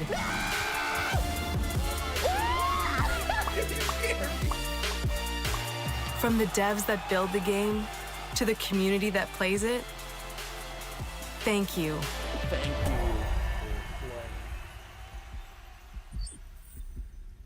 60 million, damn. Are they gonna announce some If you new haven't stuff? tried it yet, dive into our new Operation Steel Wave update available now and take Ace and Malusi out for a spin. A few days ago, we introduced y'all to a brand new Hyperscape. multiplayer shooter. Now, it's time to venture into the Hyperscape. Okay, bring it on. They already released quite some trailers, so I'm curious what this will be. Okay, cinematic, live action. Ubisoft is really like into these cinematic trailers nowadays. Valhalla, of course. I mean, don't get me wrong, I like it. If they like What was that? A hack in the Hyperscape. combine it. That's not supposed to be there. Let me get you all up to speed, okay? About 30 years ago, everything that we feared about our future started to come true. We made some good decisions. We made some bad decisions. Actually, we made a lot of bad decisions. So, here we are. 10 billion souls living in the crush of the megacities. But the people at Prisma changed everything. It's a Ubisoft Battle Royale game, so see some people They ask gave what it is. everyone a way out. The Hyperscape. Doing some In the world building. Hyperscape, the biggest draw by far is Crown Rush. This is where anyone can become someone.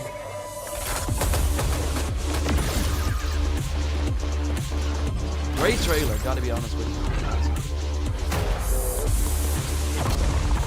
Kinda Overwatch style cinematic. Obviously those Overwatch cinematics are kind of untouchable in terms of how cool they are, but this, they're doing an awesome job with what you like. Cooler than Valorant. Valorant also have like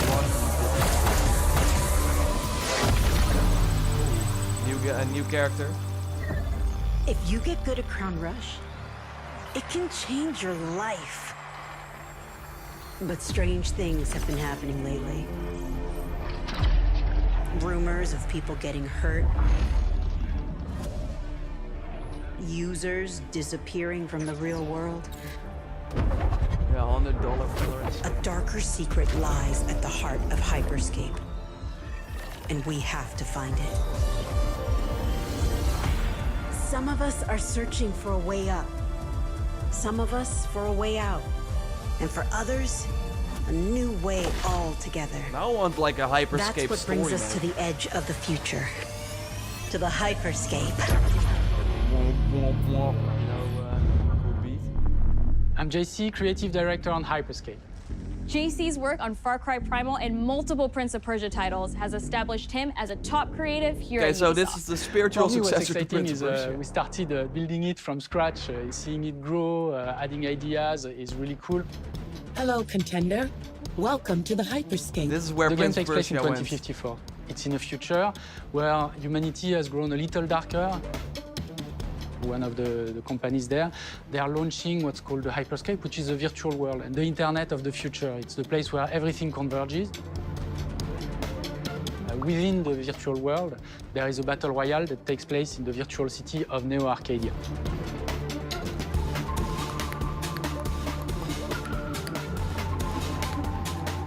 Then we also introduce a lot of new things. You get the opportunity to do parkour on the rooftops, to go into interiors where it's much more narrow, much more stressful. You get to go to the landmarks where there's more opportunities to get cool items, but also more players, so it's a risk-reward kind of deal. We introduced the notion of hacks, special abilities that you can pick up on the fly to adapt your tactics. With hacks, you can do things like teleport yourself, you can wrap yourself into a ball and bounce around the battlefield. So a lot of abilities that let you have fun, that are toys that you can play with. And finally, it's made as a spectacle, so all the viewers will be able to interact with the game on different levels through the Twitch extension. So every few minutes, there's going to be a vote, and viewers will be able to decide what effect they want to affect the whole battle. So things like changing the gravity, infinite ammo, or stuff like that. So players, while this happens, really have to adapt to all kinds of stuff that is happening.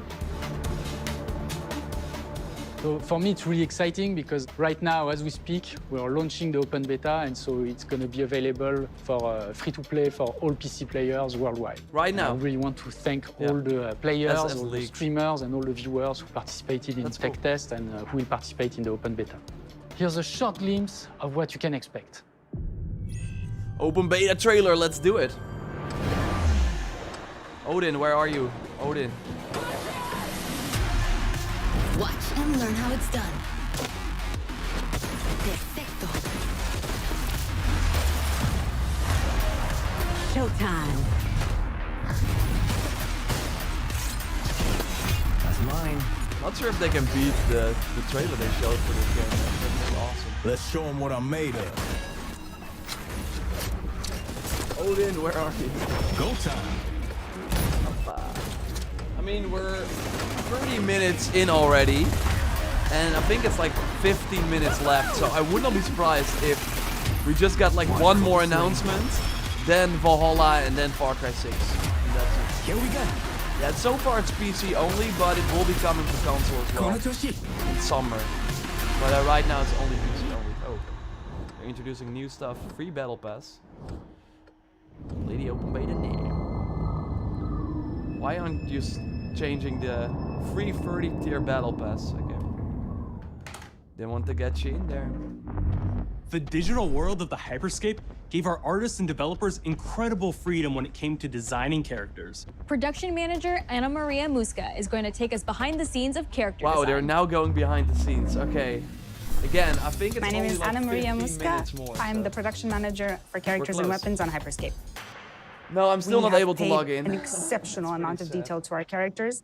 We switch different outfits, different fashion statements, different tattoos, different materials until we see them as real individuals, as real people. So the second you pick a character, you see them in game, you understand what their motivations are and what drives them and what challenges them. Thanks for the Prime sub there.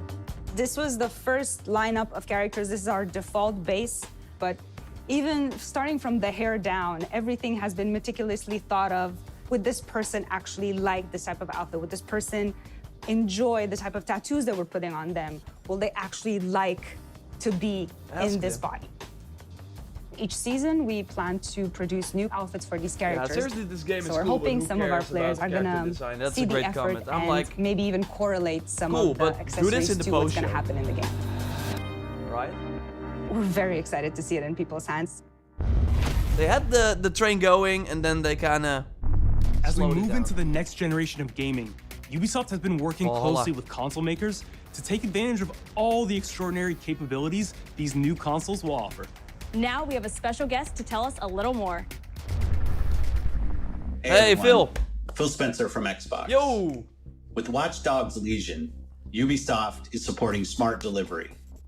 So you will get the absolute best version of the game And it's on freaking any awesome. version of Xbox you're playing on. Nice. Should be On on PS5 Series as well. X, you'll get to take advantage of the amazing work the team has done with DirectX ray tracing to create an absolutely immersive version of London like you've never seen before. Ubisoft has a unique ability to create immersive worlds. Ooh, setting we're going. a new bar that continues to drive our industry forward. Odin! I'm a huge fan of Assassin's Creed. Hey, I love the time I've five. spent exploring the world in Assassin's Creed Odyssey. And I can't wait for you to see the gameplay from Assassin's Creed Valhalla that's coming up now. Woo! All right, we know you've been waiting to hear more Yeah. about this game since it was Bring announced it. back in April. And now Odin. it's time for a deep dive into the world of Vikings. Deep My dive. name is Julien Laferrière, and I'm the Hey. producer of Assassin's Creed Valhalla. So a couple of weeks ago, we announced Assassin's Creed Valhalla, and the reaction from the fans was just Been a few months, man. amazing. The time period of Vikings is really, really inspiring. We already saw this When trailer. we did our research, we found that, they were not mindless barbarians. Vikings were actually farmers trying to Can I find get a new hype in the lands chat for them to emotes, settle. please? And so they had really human motivations. So for us to have this opportunity to tell kind of the real story about Vikings and kind of separate ourselves from the myths and the folklore is really something that drove us to make this game. Hey, The team real, went to real Norway life and graphics. England to take the same roads that the Vikings did to Awesome. really experience what it meant to be a Viking at that time. Go. And then leaving Norway, which is barren but majestic, and just coming by boat in England and see those rolling green hills full of sheep, full of life, is just this moment that most Gameplay looks likely good. the Vikings Realistic, man. felt as well. You need to see this land of opportunity. I'm Norwegian. And this is exactly the feeling we want players to experience in this game. Come on, you can't show us this cinematic It is anymore, a man. personal adventure. It's It been- is it's the been- story it's of been time for Eivor, a something Viking else. chieftain. Eivor is either a male or a female. whoa, You decide oh, when you start hey, the game. This is new. They will have to leave Norway to settle in England because you just can't live in Norway anymore. There's too much political pressure, no resources available. Hey, we heard the Odin sound. Obviously, in England, it's full of Anglo-Saxons and other people, and they don't really want you there. So you will have to fight your way there to kind of build your own settlement and see your clan prosper. Shields. Vikings were brutal warriors. Shields! And the fact that they were mastering a lot of weapons coming from the medieval times really inspired us to kind of revamp the fight system, to leverage the brutality and the intensity of Viking combat. Vikings were not only fighting face-to-face, they were masters of stealth and deception when needed. They used basically any sort of tactics they could use to win the battle. So we want to portray the full range of combat that you can imagine coming from the Vikings. I got a very cool gameplay video about this, by the way, coming up in a few moments. We are very happy to finally be able to show you the game we've all been working on. So please Bring it on. enjoy this deep dive into Assassin's Creed Valhalla. Ooh.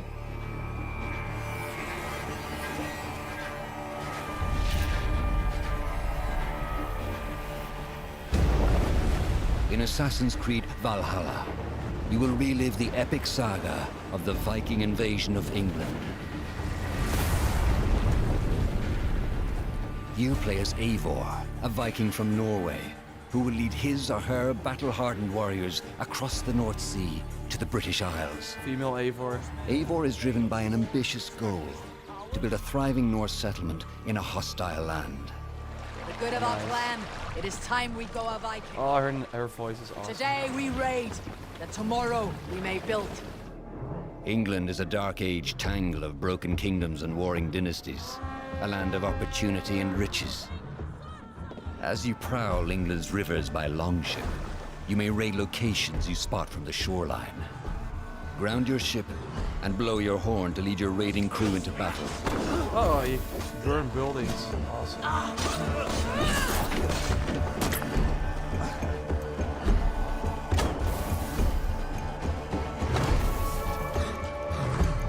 Revive crew members. They won't die even if you do. Your crew will assist you in all your raids, fighting enemies, battering down doors, and stealing cargo too heavy for one set of arms. Whatever riches and resources you pillage may be used to develop your settlement, Ooh, settlement. giving you access to useful services, better tools, and new settlers. At the heart of your settlement is the Alliance map. It will serve as a record of the allies you have made, and a guide for future opportunities. England map. The Viking Age was a time of warriors and legends. In Valhalla, you will find the largest variety of enemies ever assembled in an Assassin's Creed game.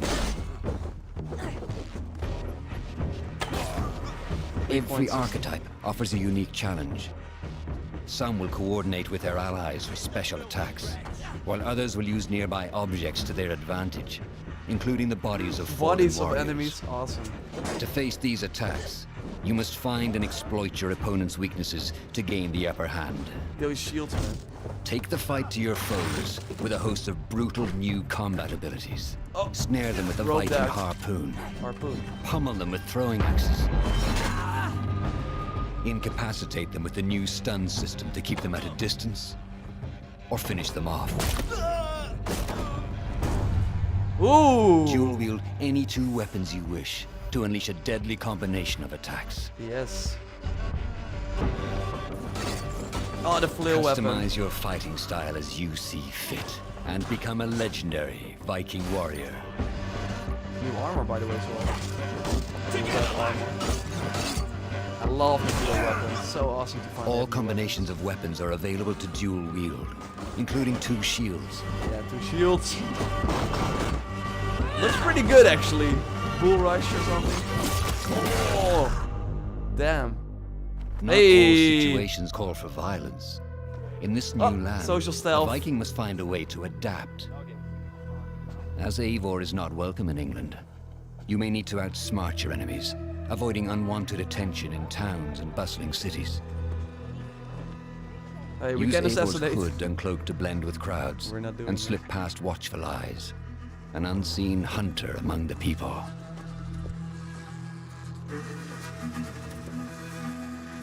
From capital cities and villages to the dense forests and rolling hills of Showing England, a ton. exploration is vital to keeping yourself sharp. You must feed off the land if you hope to endure. Fishing. Hunt and forage to replenish your health and fortify your Legendary equipment. animals. Search pagan temples and Roman ruins for new activities and challenges to strengthen yourself and your settlement. Hey, loot. Hey, The more getting you a bow. explore, the more of England's secrets you will Recurve reveal. bow. The recurve bow's back. It was in Origins and Odyssey as well. Show no mercy! But as you push deeper into England, the enemy will push back.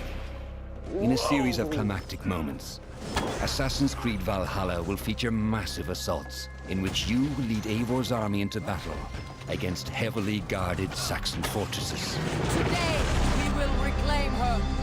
Today we fight for your land. And tomorrow we rebuild. For a stand.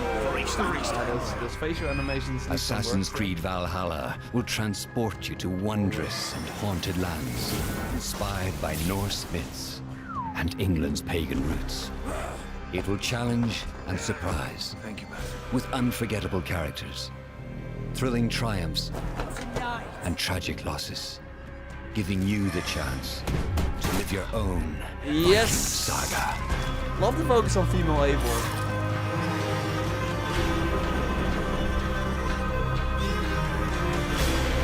Stay tuned for more Assassin's Creed Valhalla gameplay in our post show. Wow. That was an awesome trailer. There's so much to talk about. We want to do a deep dive. I think I will do my deep dive tomorrow. Like I got a ton of other content. November 17th, yeah, it's unlike confirmed. anything the franchise has seen before. Assassin's Creed Valhalla will release this holiday season on Xbox Series X, PlayStation 5, Xbox One, PS4, PC, and Stadia. We're close to wrapping up today, but before we go, our CEO, Yves Guillemot, is here to share a few words. And Far Cry 6. Come on. I hope you will have enjoyed what you have seen today, and that you will love playing these games. I'm proud of our teams for delivering an ambitious, broad, and creative lineup of games. That looked awesome, by the way. And we haven't shown you everything yet. Yes. In fact, we have a lot more to come. So you will have another Ubisoft Forward to reveal even more about our upcoming games. When? But before ending this show, we have one more thing to share with you. Yes. There we go. Giancarlo Esposito. Giancarlo. Yeah, surprises. I mean, if it did not leak, this would have been like a cool surprise, right?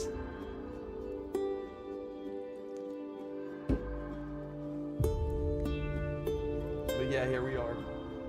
Oh man. That was awesome. I love the deep dive. Loved it. And there will be way more coming, like the embargo lives in 3 minutes, then I can show you way more, so stay tuned for that. I have an Assassin playthrough of my, like going into a raiding camp as an Assassin. I have a video about male and female Eivor, putting them next to each other so you can see who you like more. And also where I reveal something very interesting. And my impressions go up a little later, I still have to edit that after this stream. Yes, there we have him, Giancarlo Esposito and Ton. And my Far Cry 6 video with a ton of info going up in 3 minutes.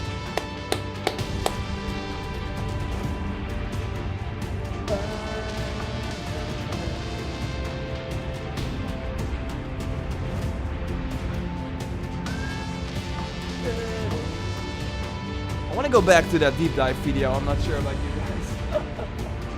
That was awesome.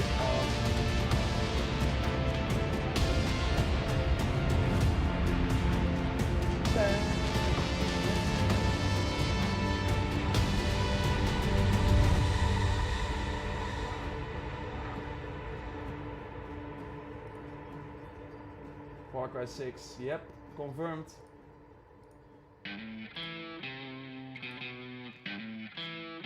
Fuerzas ultrapenetrantes, estamos cansados de los farsantes. There we go.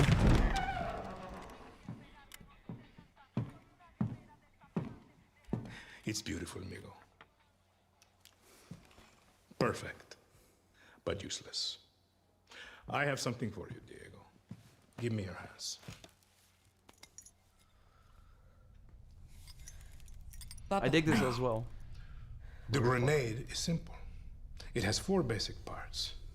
The shell, which contains the explosive, the fuse, the handle, and of course, the pin. What are you doing? Breathe, Diego. Breathe. The pin simply holds the handle in place. It is only when you let go that this grenade goes boom.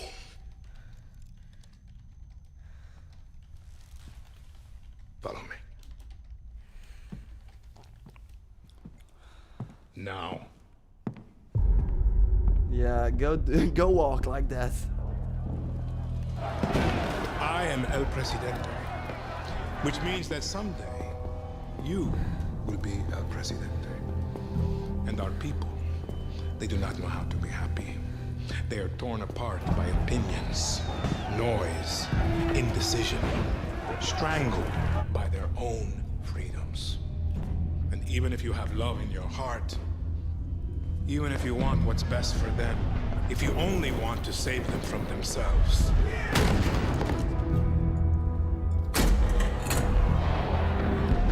they will hate you, Diego.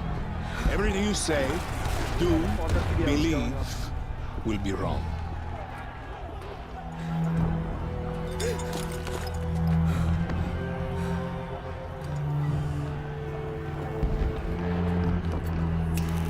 Far Cry 6.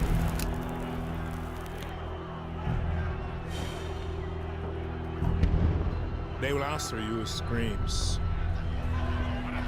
call you evil, a monster, and give you this. So you tell me, are you evil? It said that to Castillo, the boss name of Are you a monster?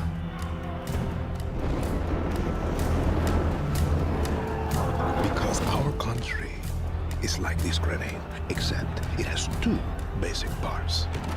Our people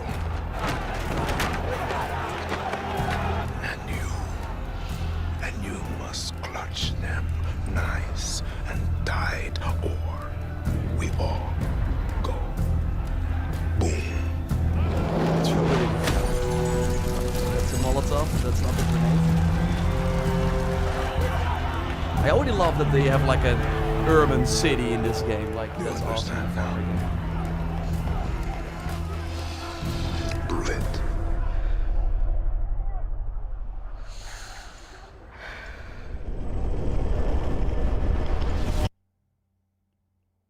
No, really? Okay. Yeah, we already knew the date. February 18th, and it's interesting, Ubisoft games are now launching on a Thursday.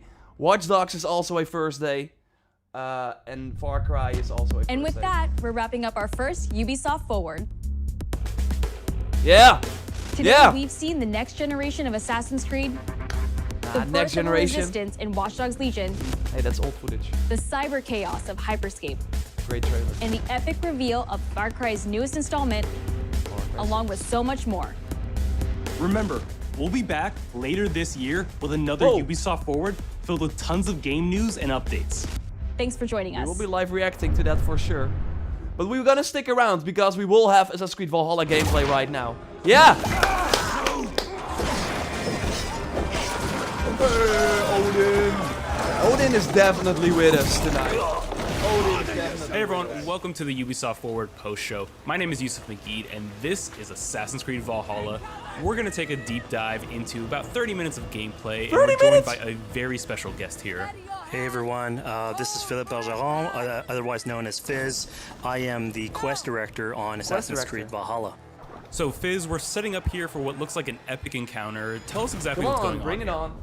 Yeah, so here we're midway through the quest that we're showing for UB Forward. Here we're looking at the assault of Berg Castle. So these are big moments that usually sort of culminate at the end of the story. And so here Avar, our Viking raider, is taking a group of raiders and Fyrds into Berg Castle to go and take down Rued and his clan. So who exactly is Rued, and why does Eivor sort of want to pick a fight with him? Basically, Rued comes into play about halfway through this story arc, where at the beginning of the arc, this is something that happens before, Rued basically caused a lot of turmoil within the territory, and Oswald, who's the sort of elderman-to-be to inherit this territory, needs your help to take him down. Oswald having just been defeated in a previous quest, and so here this is revenge, but also accomplishing your ultimate goal. So Fizz, as you're talking, we're seeing some of the combat of Valhalla. Can you tell us a little bit about the changes to combat this time around? We wanted to basically add a lot of new mechanics to it. So we added like some dual wielding for the player, like a stun system in there. Lots of finishers. And we really needed to do this to sort of portray that sort of the brutality that comes this one with is great. being a Viking in this day and age. So it sort of fits into that the time and the character.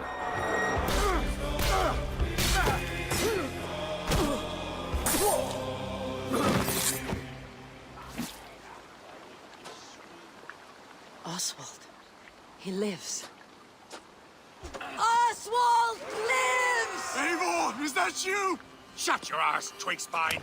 Here, Eivor has taken her entire army through the assault, and finally, it's revealed that our Elderman, our ally, Oswald, is still alive, and Rued has him captive. So this is what it comes to, I played this Wolfkist? as well, by the way. 2 Danes fighting over a filthy Saxon whoreson? If this swine is your prize, come and get him. Okay, we got a fight.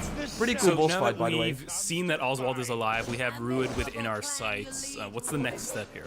So the next move for Eivor is to finally face off against Rued. She has her allies, they can take care of the rest of the army. Now it's time to go one-on-one against Rued in one of our boss battles, actually. Your battle is not yet won, Oswald.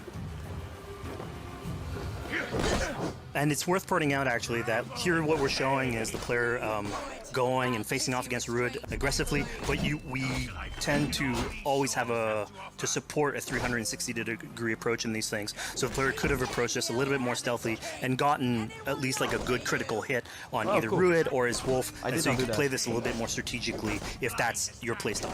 I did focus on the wolf So we're first not only and then fighting killed Rued Rued. here, but also his pet wolf, right? One of my preferred strategies is to eliminate the wolf first, Yeah, just I did focus that too. fire on him. It takes at least one opponent out of the combat. Now, Rued will have extra abilities that come into play if you do eliminate his wolf, but I think having one opponent less in the battlefield makes for a good strategy in the whole. Yeah, good to remember, like, Odyssey, when they revealed that, the facial expressions were also pretty bad, and they really improved that. So I really hope they do the same for Valhalla, because I totally agree. That is something they have to improve. Hopefully they can, get the stun down. Weak point system is really cool. Why doesn't they should be roomed, Wolf-kissed? Made thralls, not treated as equals. We are better than this, than all of them. Do not drag me down to the sewage you wallow in. I love female Eivor's voice. So great. You throw in with these wastrels, these arrogant You can now swine? choose to spare the guy or not. No! Curious what they will do here. He should be tried before God, a lawful assembly. Alright, so we've defeated Rued, we freed Oswald. What comes next?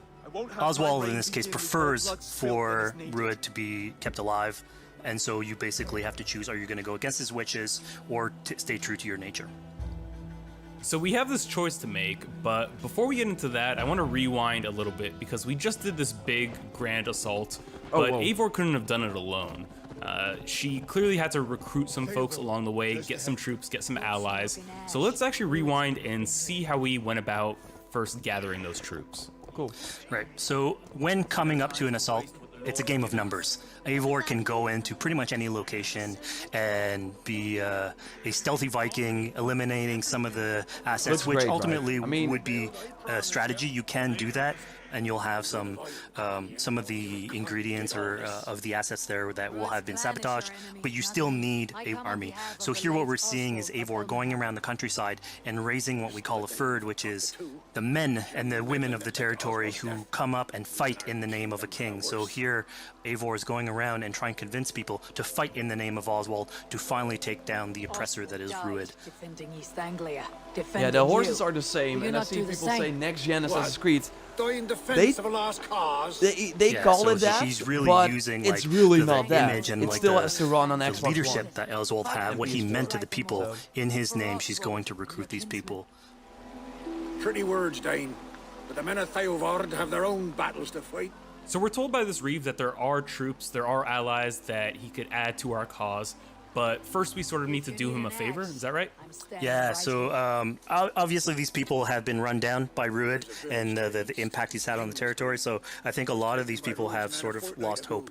And so you need to show them that there is hope. And so here Eivor is basically helping them take back one of their prized locations by taking a couple men and raiding a nearby township, basically taking it back for the people and showing that there's a reason to continue fighting. You can do it like this and immediately go to the shore, raid, have everyone get out of the boat. But I did it Assassin style and have gameplay about that up very soon, so keep it locked for that after the stream.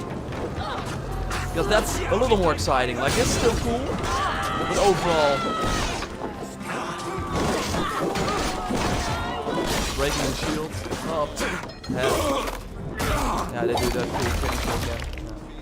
When Every Eivor enemy's does finisher this, is obviously different. you have access to a full suite of abilities. So again, the improvements that we've done to the fight system. You have some brutal axe throwing in there. You have archery or like range combat abilities in there as well. So really, again, like depending on what your playstyle is, you can customize your loadout and go in there how you wish. These berserkers are very tough. They're super aggressive. Odin sight. Fizz, we just saw this giant pulse go out. What exactly was that? So that is what we call the Odin sight. The Odin sight is basically our interpretation of the eagle vision from previous games, and we thought it was good to sort of bring that back. It's basically Eivor's intuition. It's how she perceives the world. When player uses that, it'll highlight basically interactive objects, like things that will bring her an advantage. So we'll have they still need some work, like health consumables that are in there. More fluid. So it really is like a good way of sort of understanding the world and showing you like things that you can go and touch. Yeah, I mean, speaking of things we can touch, we just picked up this awesome new weapon. It's something we wanted to play with on Assassin's Creed Valhalla, where we have fewer weapons in the game, but you can invest in them more, so they become your weapon. And so depending what your preferred playstyle is or your preferred weapon type, then you can go and choose, I'm gonna fight with this weapon and invest heavily into that. Here we'll Not find only are we ability looting weapons, but we see something here called the Book of Knowledge. Can you tell us a little bit more about that? They unlock skills for the player. So here you can see the Valkyrie dive that has just been unlocked. We have these spread out throughout the world. So again, to promote exploration and discovery. As you travel through the world and you explore locations, you can find these books that will add abilities that you can go and invest in, put into your loadout, then go into the different locations or the different quests in the game and use those depending on what your playstyle is. Yeah, sound the horn to finish the raid. Now we've recaptured this village, we've secured more troops for our assault. Let's jump back now and figure out what we want to do with Rued. Yeah, they totally have some of the same animations. The rightful king of East Anglia has way more spared your Odyssey than life I today, expected compared and to so Origins. it will be.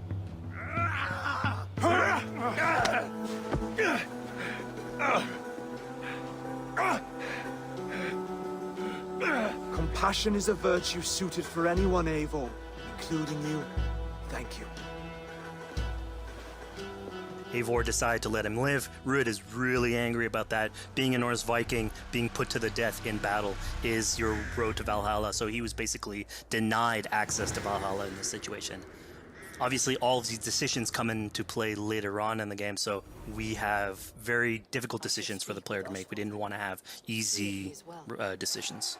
Yeah, you know, when I was playing, I decided to listen to Oswald and spare Rued's life, but what exactly is the relationship like between Eivor and Oswald?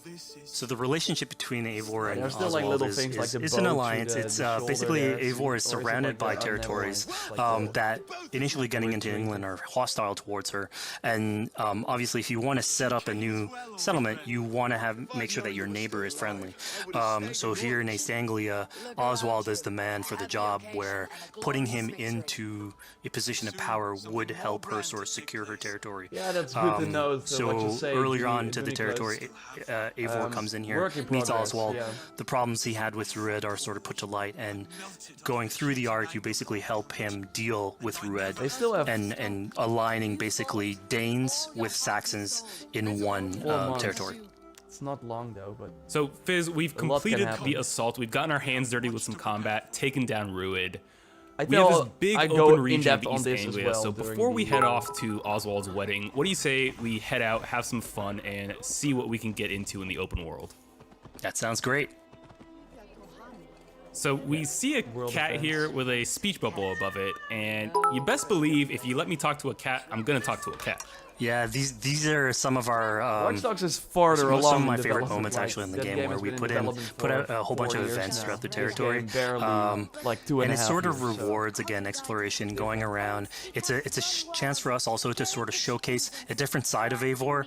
a lot of the quests sort of deal more with like politics and warfare, and this shows a slightly more human nature to her. So it permits us to explore that character a little bit more. But I remember, like, and this is like a topic for another video as well. I will look at here, what Odyssey like, was when they showed it You're trying off. to help a kid with Because his that was cat also and kind of rough. ultimately get that cat to sort of join your crew as a cat raider. You just said cat raider way too casually. You're telling me I could have a cat Viking raider on my longship? That's exactly what I'm telling you. Oh my god, yes, I love it. Perfect. I did not know that. So yeah, as you're riding around the rivers of England, you would see a cat basically walking around your longship, keeping your Viking raiders company. You know, speaking of the Viking longship, we're seeing some of that gameplay here now. Can you talk a little bit about how that works and functions in Valhalla? Yeah, so starting out on this project, I think the Viking longship is one of the biggest images that we all have when we think about Vikings in our game. And so Vikings had this awesome design for longship that had a very shallow hull, so it permitted them to go very far inland very quickly, and you could basically disembark Viking raiders like on pretty much any shore. We added that into the game where you can basically sail up to any location and then just decide to disembark with your guys and raid a location, loot all its treasure, get back on the ship, and then continue really sailing down the river to your next opportunity. So I know past Assassin's Creed games allowed for songs and things like that to be sung on ships. Will Valhalla have a similar version of that? To be fair, like so this is something we actually also, like, wanted really the crew of your ship to become like your home away from home. So we added stories and songs into the ship. So basically, as the player is going around, you could decide to have your skald sort of sing a song for you as you row down the river. But you can also decide, depending on who the raiders are in your ship, to hear more about their life. So you can actually queue up stories, and they'll give you a little bit more background on who they are. So you get to know your sort of fighters as you're traveling around the world. Sounds cool. Cool, Hopefully they execute moment. on it as well. Thanks for the hype train there. That's really appreciated. So here we're seeing a bit of a different view. What exactly are we looking at? We had this on previous Assassins where you would like ride on your horse and you could pull out, have the horse sort of follow the track. We have a similar thing for the ship where you can put up your sails. It's cruise control for the ship, so you can pull back, take in the scenery, listen to some songs or some stories, and just take it all in. Yeah, there's a cinematic mode as well, like just for the horse. There's also cinematic mode for the ship. So, you know, speaking of Viking songs, we have an activity here Oh, that's not flighting. exactly Oh, really? They're singing, gonna but show that? kind of related, right? This was kind of a so here what we letdown have for is me. I what will we let call you see flighting, it. which was an activity that Norse people would partake in. They would like to have a battle of wits and sort of poetry where insults would be thrown back and forth between each other. The idea was to try and have a good insult, but also to have a good rhythm and a good rhyme in there. So it's basically a precursor to rap battles. Yeah, I made a big bet too. Here's the silver. Now begin. To all those whom I speak, they say Eivor's a clod. They have 3 options, and Then you're speaking to fools and their knowledge is flawed. Well, How exactly do you go about being successful in one of these? The they trick talked about it behind being a like good in a big flight hall and was to something, and now it's choose just the 2 right guys insult, talking, or girl guy identifying talking. the I don't right know. cadence, and then trying to find what rhymed the best. I'm known for my might. interesting. Interesting. Like, you don't say that, right? Oh, you made a good Silent rhyme. whispers all claim that Interesting. you're terribly dense. Immense is the good one, I think. Then you've clearly misheard them. My wit is immense. Oh, you looked out Yeah, with they that still one. need to work out that mouth. Well, wasn't what a moving here. surprise. Eivor of the But again, Raven like in clan is a Odyssey, that true was the case talent. as well I'm during shocked. Don't at believe this space everything of you time. hear, Like, unless they it really touches need to on my improve flighting. that. Then heed every word. Take the coin. So now that we've proven our sharp tongue We and get wit, charisma. I This is think interesting. it's time for a bit more relaxing Oh, activity. So they we're don't show it. fishing here. Fishing. Oh. Yeah, awesome. that's it. So Love we the X. gave Eivor a fishing line, so you can actually throw out a line and go catch some fish. I tried This this, is but- used basically to to play into our new health loop, where the player will lose health in the world, and it doesn't automatically regenerate like we would have in the past. So you actually have to go out and get some supplies. So you'll find mushrooms and some food that you can gather. But here, like you can also catch some fish and consume that to regain some health. We also will sometimes have it in certain quests. So it's a good way to sort of chill out on the side of the water and just, again, take it all in. Yeah, grab the fish. So this is what we call one of our offering altars. So the idea is that you find these around the world and you make offerings to it. So it'll take like animal parts and stuff that you can find throughout the world. Here, what you're seeing, though, is sort of like a fancy version of it, where as you do your offering, you get interrupted by some kids that basically come and steal your stuff. Yeah, so it's just a way for us to sort of showcase that, like, the systems and the activities in the world can sort of play in with some quests and some little events. So it's our way to sort of dress up these moments and make it all fit inside the whole experience. Kind of over the sort of investigating, like a really though, like the footprints. We've done this kind of a simple interaction. Yeah, and it's really what we were trying to do with these events is to give another dimension to Eivor, other than just, you know, the pure rar Viking or the politician. Because you can imagine at some point that will grow old if you're always telling that version of the character. So it lets us really go into the depth of who is Eivor, what motivates her, how she can interact with the world outside of warfare and politics. Your stealth needs work. We were close. And it also showcases like a different facet of the world at the same time. It's not only Eivor. So the kids look better than in Odyssey, gotta be honest. Stories that we can tell. So who exactly are these two children? These are kids of East Anglia. They are going through tough times with whatever Rued's been doing to the territory. And so they're just here trying to survive and basically exploit the people that are there to make offerings. Yeah. It was I really love nice these to see roly that fans, Eivor wasn't really really necessarily cool. upset at them for stealing, So many and you know, small after you talk to activities them, in the you world. have the choice of helping them. You can, you know, give them food, give them some money, or you know, maybe just say, "Hey, good luck, on your way." Yeah, and then this is something we also wanted to do a lot. Like, so here we're doing an event, we do it in quests as well, but we want to give a lot of this agency into players' hands so that they can sort of shape Eivor a little bit. Who she is, so it represents them a little bit more, and they can roleplay that a little bit better. And again, it just gives her like a little bit more humanity in these moments. These are like small quests. They take like 5-10 minutes, and it's a small story. I liked it a lot. There are quite a lot in the world as well. You will just encounter Here, them. large walker. A necklace? Yes, it's a St. Martin seal. You're welcome here anytime, large walker. You're one of us now. Visit us, okay? I will. Take care now, small green walkers. Love her voice again. Really cool. Oh wow, what they're gonna do now. So I think AC veterans might recognize this here, but what exactly is Eivor chasing down? Yeah, so here you're seeing Eivor running down one of our tattoo images. So this is challenging the player on free run abilities, but also for fans of the series, sort of pulling at their heartstrings for some beloved features. I mean, free running looks the same as So are Odyssey we and going to be able to Origins. tattoo Eivor? Yes, by collecting these tattoos, you actually bring them back to your settlement, that was kind and then of you can customize different body parts, having different tattoos everywhere. So again, another form of expression, and sort of to represent that Viking culture. Yeah, there are quite a lot of puzzles Fizz, like this. one of my where- favorite things when I was just out there exploring East Anglia was coming upon a house or a building and realizing that there was a chest inside, but that there was no easy way in. And in this case, I saw all the doors were barred, but I knew that because there was a chest in there, there must have been some way to get inside.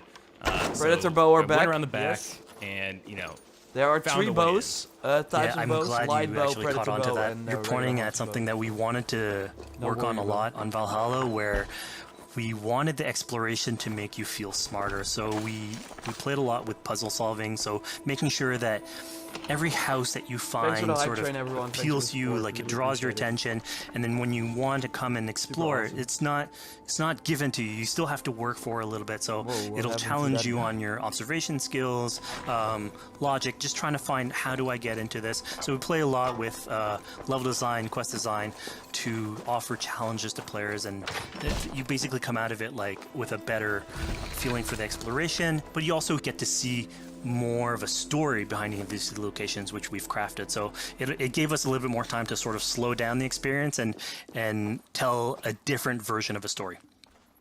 Are they gonna show a boss fight now?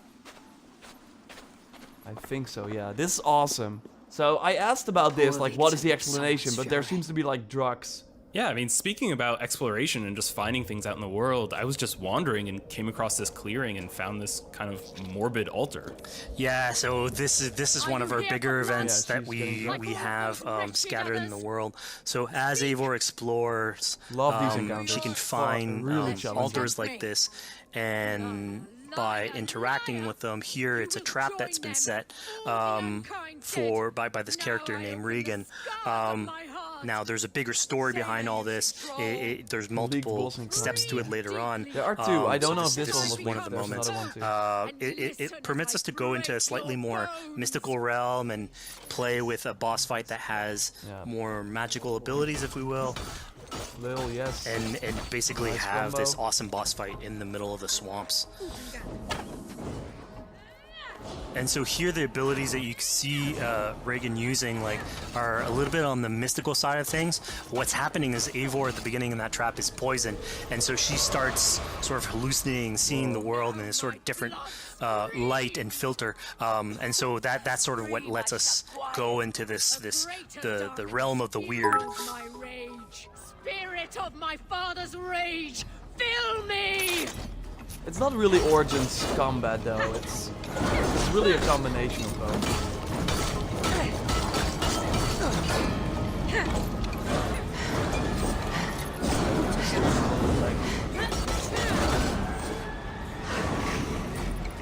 This person is actually doing a pretty good job.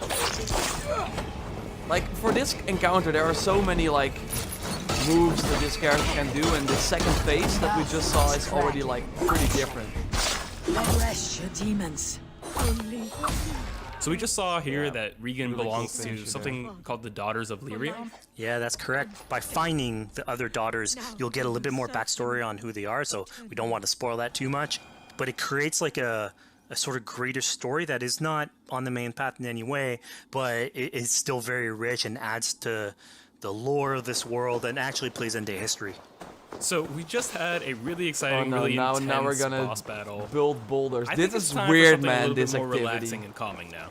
Yeah, it's all about pacing yourself. This is so with the weird. highs and I was the lows. like, So what here the we heck? have a low I don't chill want to do moment this, of but- what we call building a cairn. So Eivor, as she explores the world, will find these sort of meditative areas where you have a pile of rocks that you could just stack on on top of one another using physics. And I mean, the ultimate goal is to try and get the highest pile of rocks. But really, This it's took me about way too long, by taking the in way. the sights, relaxing, taking a step back, and building something. Together we stack I stones think into Rosta's, by the way, the cairns. mother maybe of Eivor. These? Yeah, Yes. your Eivor child. Think of this as a test of mind and wit. Stack the cairn stones high and wide. into Yeah, they any skip shape. forward. I mean, you can spend as much time as you want building these No! things, making them as Oh, high as you man. want, as weird as you want. I'm sure like a lot of these stuff will end up on the internet, like people comparing structures. And the cool thing is that once you've built it and you decide to get out of it, it sort of stays there. And so that's yours, right? And until the moment where you come back and you want to build a new one. It's sort of cool that we were able to give that to players to express themselves. At this point in the demo, we I mean, it gives a explored skill East point. Anglia, We will all be we've doing met some this. We will children, all be we've doing broken into this. a house, You we better fought a get used boss, to we it. built a cairn. I think Or now going to the it's wedding finally now, time nice. to That go was and pretty head off fun. to Oswald's wedding. Yeah, so this is the moment it's all been building up to. By the moment you get into the territory, it's sort of like mentioned by Oswald that he's trying to get married with his Dane lady. And so There's as you someone go through the blocking the arc, view. that's sort of like the underlying thread. Really, it's about Rued creating turmoil in the territory and helping Oswald sort of get above that and show that he's a good leader. And so you finally, after going through all of that arc, finally get these two together, go through their wedding, and you're invited to attend the ceremony. And then all the activities and fun times that comes afterwards. Yeah, as much as we've seen the brutal side of England, it's nice to see, the joyous side of it as well. Yeah, and it's something we really wanted to play on in Valhalla, where being a Viking is not only about being a raider or a warrior. I mean, there's revelry, there's feasting, there's partying that goes, and like if someone knows how to party, it's a Viking. And so here, this is one of our opportunities to sort of show what a sort of Viking gathering And after is. that, and you're like what's cool drunk here is as hell. it's a good alliance of Norse culture with Saxon culture, sort of smashing and then those doing this two things drunk is together, pretty fun. and building bridges. Yeah, I mean, what's a wedding without some drunk archery, right? Oh yeah, light bow. That's so cheating, like, man. That's cheating. Anything can happen in a Viking event, right? Eivor, yeah, here, just get drunk, shoot some arrows. Barely a challenge. Steady all, and ready yourself for the wedding race. The king and his bride against all. My king. Oh, rude. So here we see the decision I made to spare Rued came back to bite us. Yep, that's the decision you made coming back. So as we said before, all of your decisions have consequences, and this is a big one. No, there's no photo mode as far as I've seen, but I'm sure it will be in the game because it's the same engine.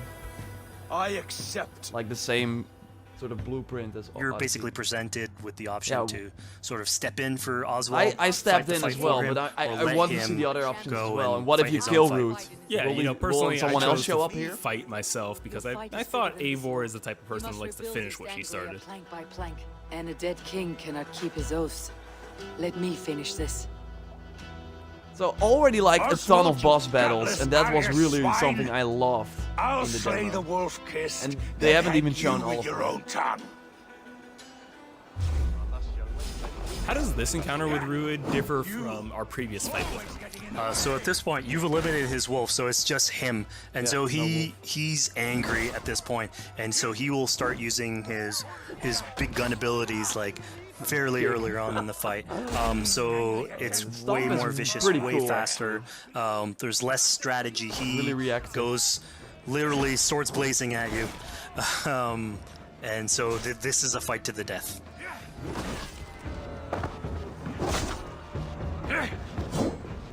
Pretty staggering how they did not show any assassin gameplay, but I got you covered, trust me. After this stream, I will upload it.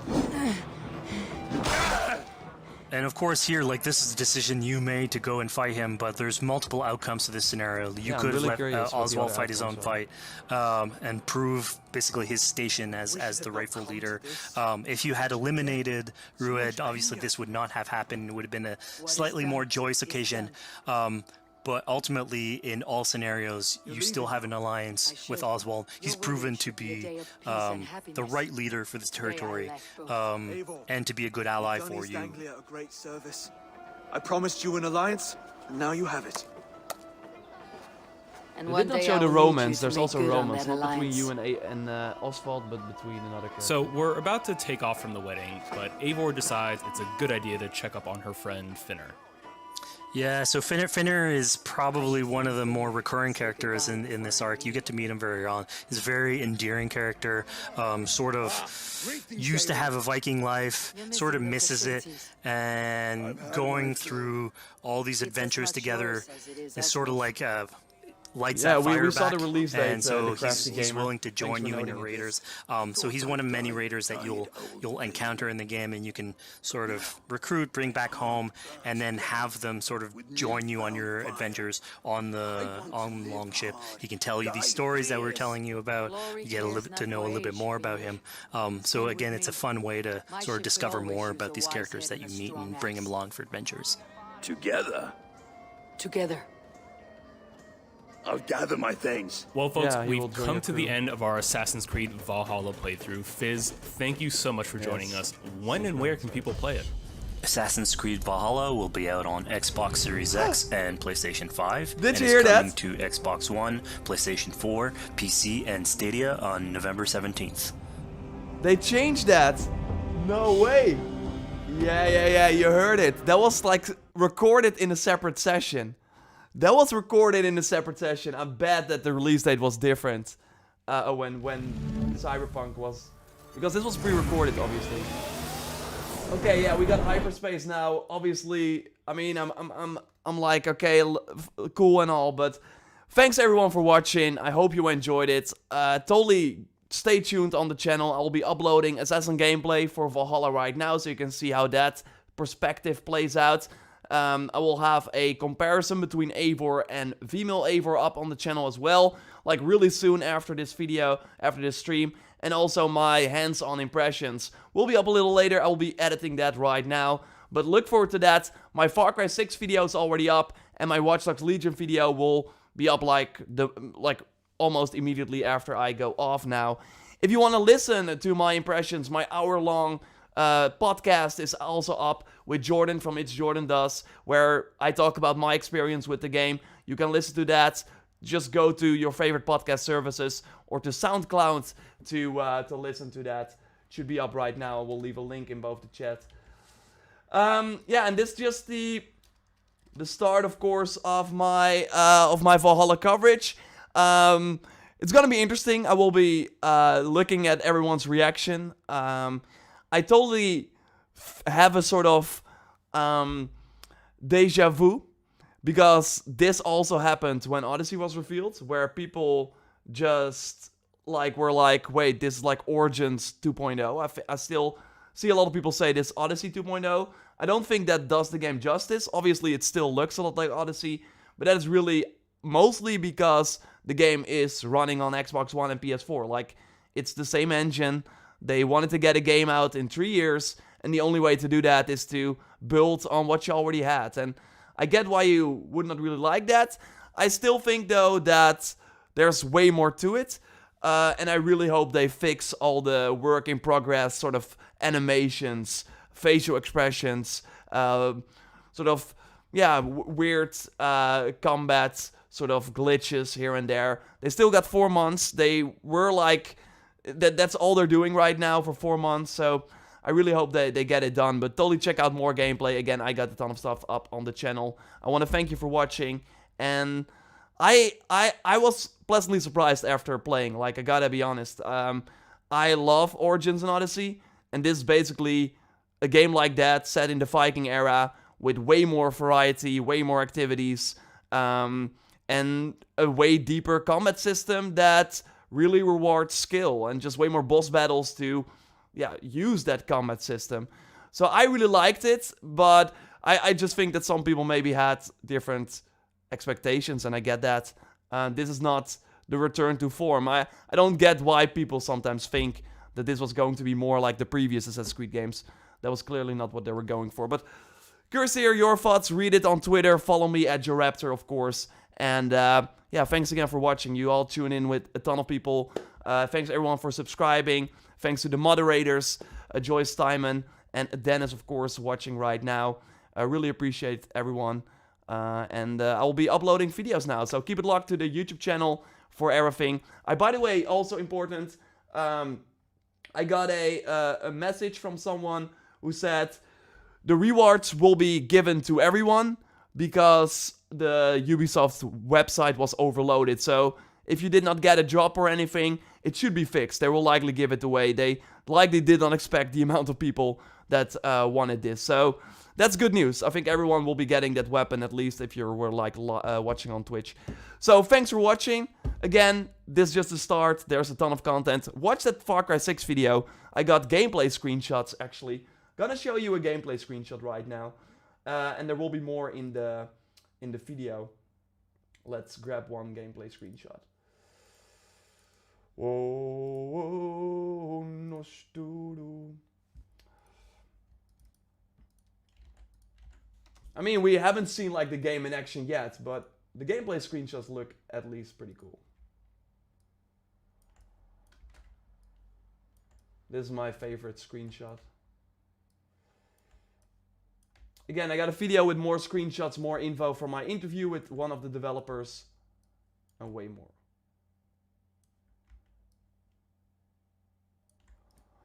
It's like likely a next-gen screenshot, I would imagine, or something. I don't know, but it looks pretty cool. So yeah, more info on that and other videos up. Thanks all for watching, and yeah, we'll speak to you next time.